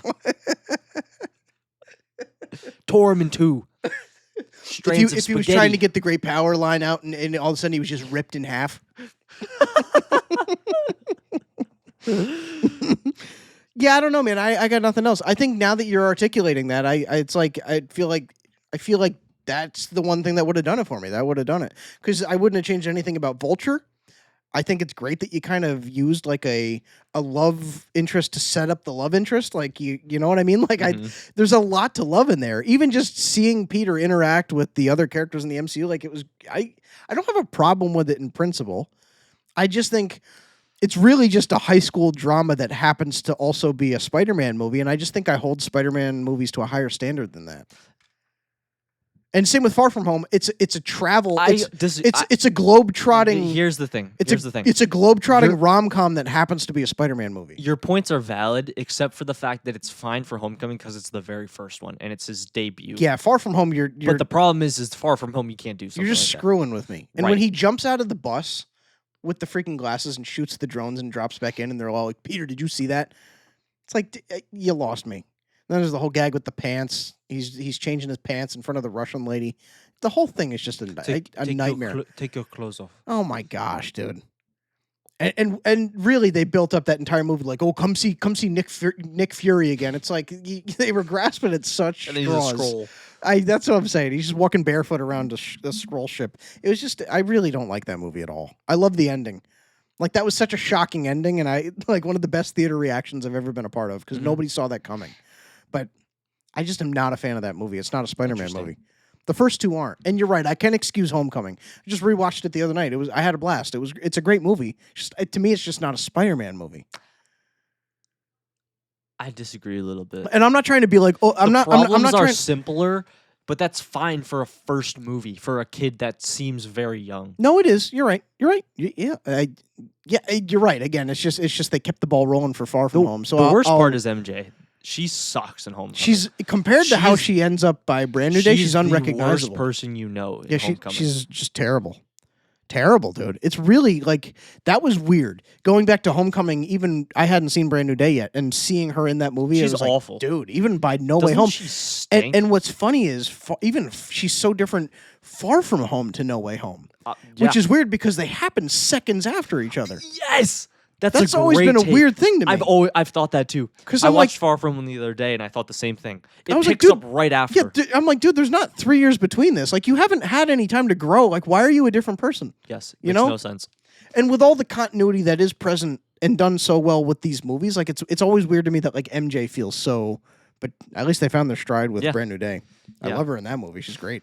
Let's speed run some Galactic Transmissions. Please walk me through. Hold my hand. Real quick, just tell me your Spider-Man actor ranking. Tell me them quick, and we won't even deal with it. For the longest time, it was Tom, Toby, Andrew, and now but that makes me ill to put Toby at the bottom.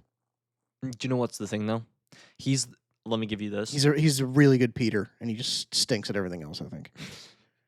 Yeah, he's carried by his movies. Yeah, I also think. That's going to upset a lot of people. I know. The thing too is the fact that he wants to distance himself. It feels like so much from the character sometimes makes me want to put him at the bottom too. Yeah, like the fact that Andrew seems so passionate about it still makes you just want to. Right. And I'd also say Andrew did what he did in 2 movies. Yeah. 2. It took and him 2. And then he came and he stole the show in No Way Home. Yeah. Again, all that aside, I mean, even before going into what we just said, I would go. Truthfully, Toby, Andrew, Tom at this point. I think that would be my ranking. Yep. Fact check me from our episode in September with Cam that we did. I said Tom was 1, and so I'm not a bandwagoner. No, you've been a day oneer. I said that. You were a day oneer. And I'm hopping on the train. I was unsure about it, though, when I said that. I was like, I think this is where I'd go. This is now I go for sure. Tom is 1. No. Yeah. Just random words, random sounds. Just ad-libbing. Andrew's 2, Toby's 3. Sure. Now, can I say something interesting? That's overall character. Spider-Man and Peter Parker accounted for. Yes. Tom, Andrew, Toby. Yes. If we're just talking Spider-Man, Andrew, Tom, Toby. As a whole? As just Spider-Man. No, I know, but like all of their movies? Yeah. Because here's what I'd say. Yeah. Spider-Man was better, or Tom was the best Spider-Man form of Spider-Man was in this movie.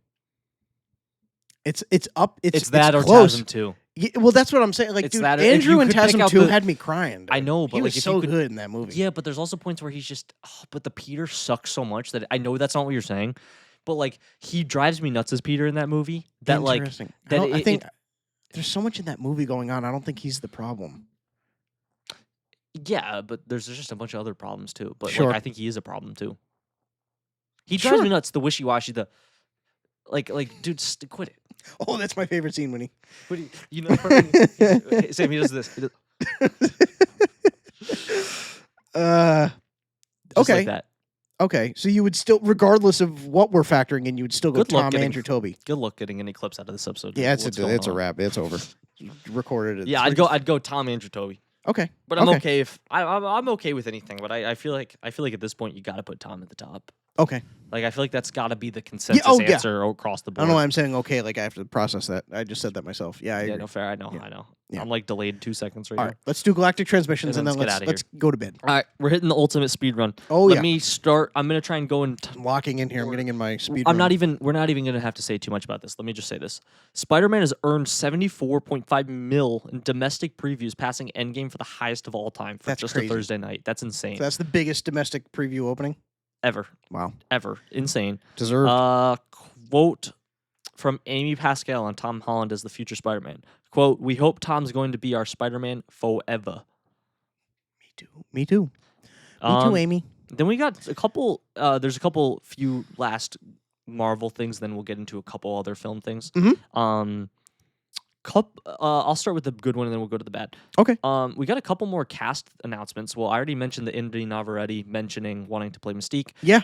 Samara Weaving is apparently cast as Emma Frost. We're getting more X-Men stuff. So they're 3 for 3 at this point. Yeah, that's another really good casting. That's a banger casting. Great. I thought I saw a rumor about Beast, and I don't mean to make you look something up, but I thought I saw something about Beast and Rogue. Did you see that as well? I saw this too. I saw an image where people were like, "We're going perfect on casting." I was like, I didn't see those reports about Rogue and the other person. I can't remember their names, but they're know like who prominent. It is. I don't even know who to look up because I didn't see it anywhere because I looked this up earlier. Yeah. But I did see that people had it. There's an image I had. We can talk about that next week. Yeah. We might have to do like a little bit of like a going forward. I mean, again, and this is the other thing that came out from Daniel RPK. Marvel Studios is reportedly pushing to finalize casting deals for the X-Men reboot film in time for the official announcement at D23, which, for people wondering, it's taking place from August 14th to 16th. So that's pretty dang cool. Wow. Getting into some of the sadder news. You ready for this? Yeah. Mahershala Ali has confirmed that he's departed Marvel Studios' Blade movie. For whatever reason, that project is not for me. They had billions of dollars. If they wanted me to do the movie, we would have done the movie. So we're not. And then he's not wrong. I saw this. Mahershala Ali says he's moved on from Blade. Quote, "I have moved on. I'm good. You had me under contract. If they wanted to do the movie, we would have done the movie. So we're not doing the movie. They didn't want to do it, so they should answer that question. He trained for over a year for the role." That sucks. Sometimes I think being a journalist is the hardest job anyone could have, and because that sucks to hear, dude. My cousin Jacob is one of them, so I know it is. And sometimes I just think some of these people have just like the easiest gig out there. It's like Mahershala Ali says he's done. Quote, "Hey guys, I'm done. I'm packing it up." Oh, you picked that up from him? Is that what he said? Another Star Wars movie announced. Quote, yeah, we're cranking another one out. That's so silly. It's like, dude, that's such a bummer to hear, though. Dude. It is a bummer because he's so good, dude. Especially hearing him in the animated show, Zombies, Marvel Zombies. Yeah. He was great there. Now, hear me out. Hear me out.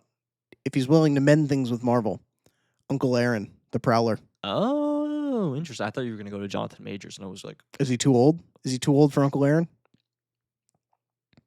I don't think he's willing to mend it out. You don't think so? I think you'd need a bag at this point. Now, what if DC comes in and scoops him up like the Cavalry for Martian Manhunter? I don't. Who do you want to play? I don't know. I guess I don't know who else.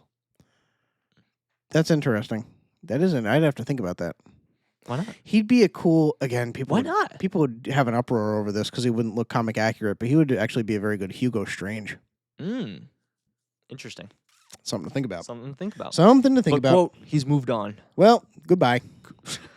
That kind of sucks, but... It does suck, because that movie probably would have been good. But, I mean, dude, he was in the Eternals post-credit scene. That's how long we've been sitting on this crap. That kind of makes sense, though, from... That's 6 years of waiting, Yeah, that's dude. kind of Do insane. something with the guy. Yeah, it is insane. Poor guy. And the thing I think that sucks more about this, I heard from his perspective, I mean, he didn't say this, but I heard he had to pass on multiple roles because of this movie. Oh, really? And also had to train for it. So it's kind of one of those sucky things that he, like, actively was kind of being sabotaged. Man. So it kind of sucks that it's sucks. like, on top of that, too, that does suck. Lowballing him and not even getting him in there. It's like, and that they sucks. and he they would have been great too. It's not even like a guy that you're like, like he would have been awesome. So and he was just coming off of like the Oscar race with like the Green Book and everything. And, I know like, he was really up there. Like I wonder what we missed out on. Right, and it's like the only project I have seen him in since is just Jurassic World, and it's like that was kind of a nothing burger. So. Ryan Coogler should do something with him, or Jordan Peele. They should. Yeah. He should be in the next Knives Out, dude. Oh, that would be cool. That'd be sick. You ready for the other bummer? Yeah, please. I'm sorry. Wonder Man season 2 was just canceled. This is devastating. It is devastating. This is crushing. Why would you even confirm it's coming back if you're going to do this? Does it just mean nothing then? Now, you presented a good hypothetical as to why this may be. I think it's just everything to do with our director, Destin Daniel Cretton. You think they've got bigger fish for him to fry? Absolutely. He was supposed to do... People forget, this man was supposed to do Avengers Kang Dynasty before the movie got scrapped and Russo Brothers came back in. Then they gave him Spider-Man, and guess what just happened? He absolutely crushed it. Yeah. Yeah, like...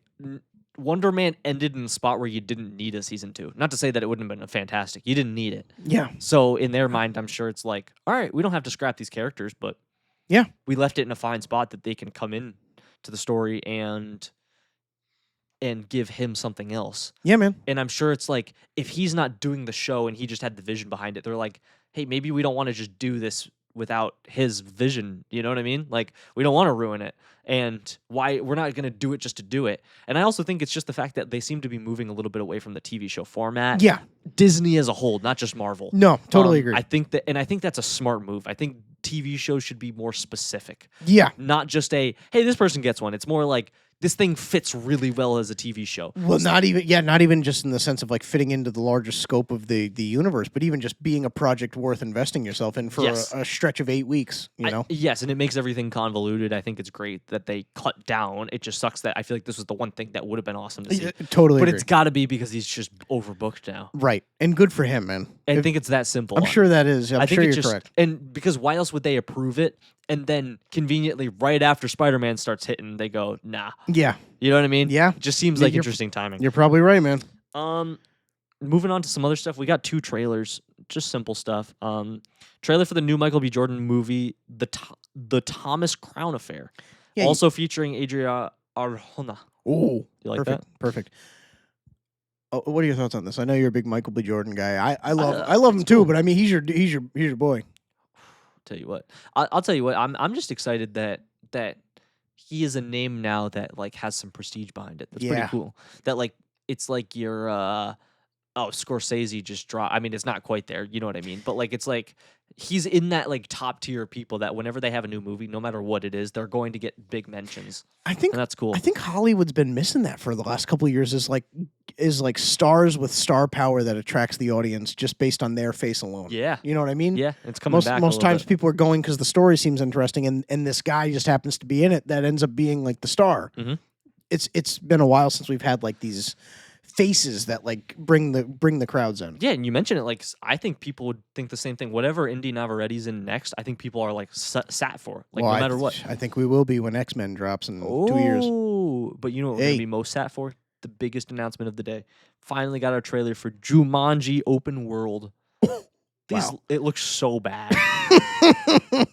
like really, really bad.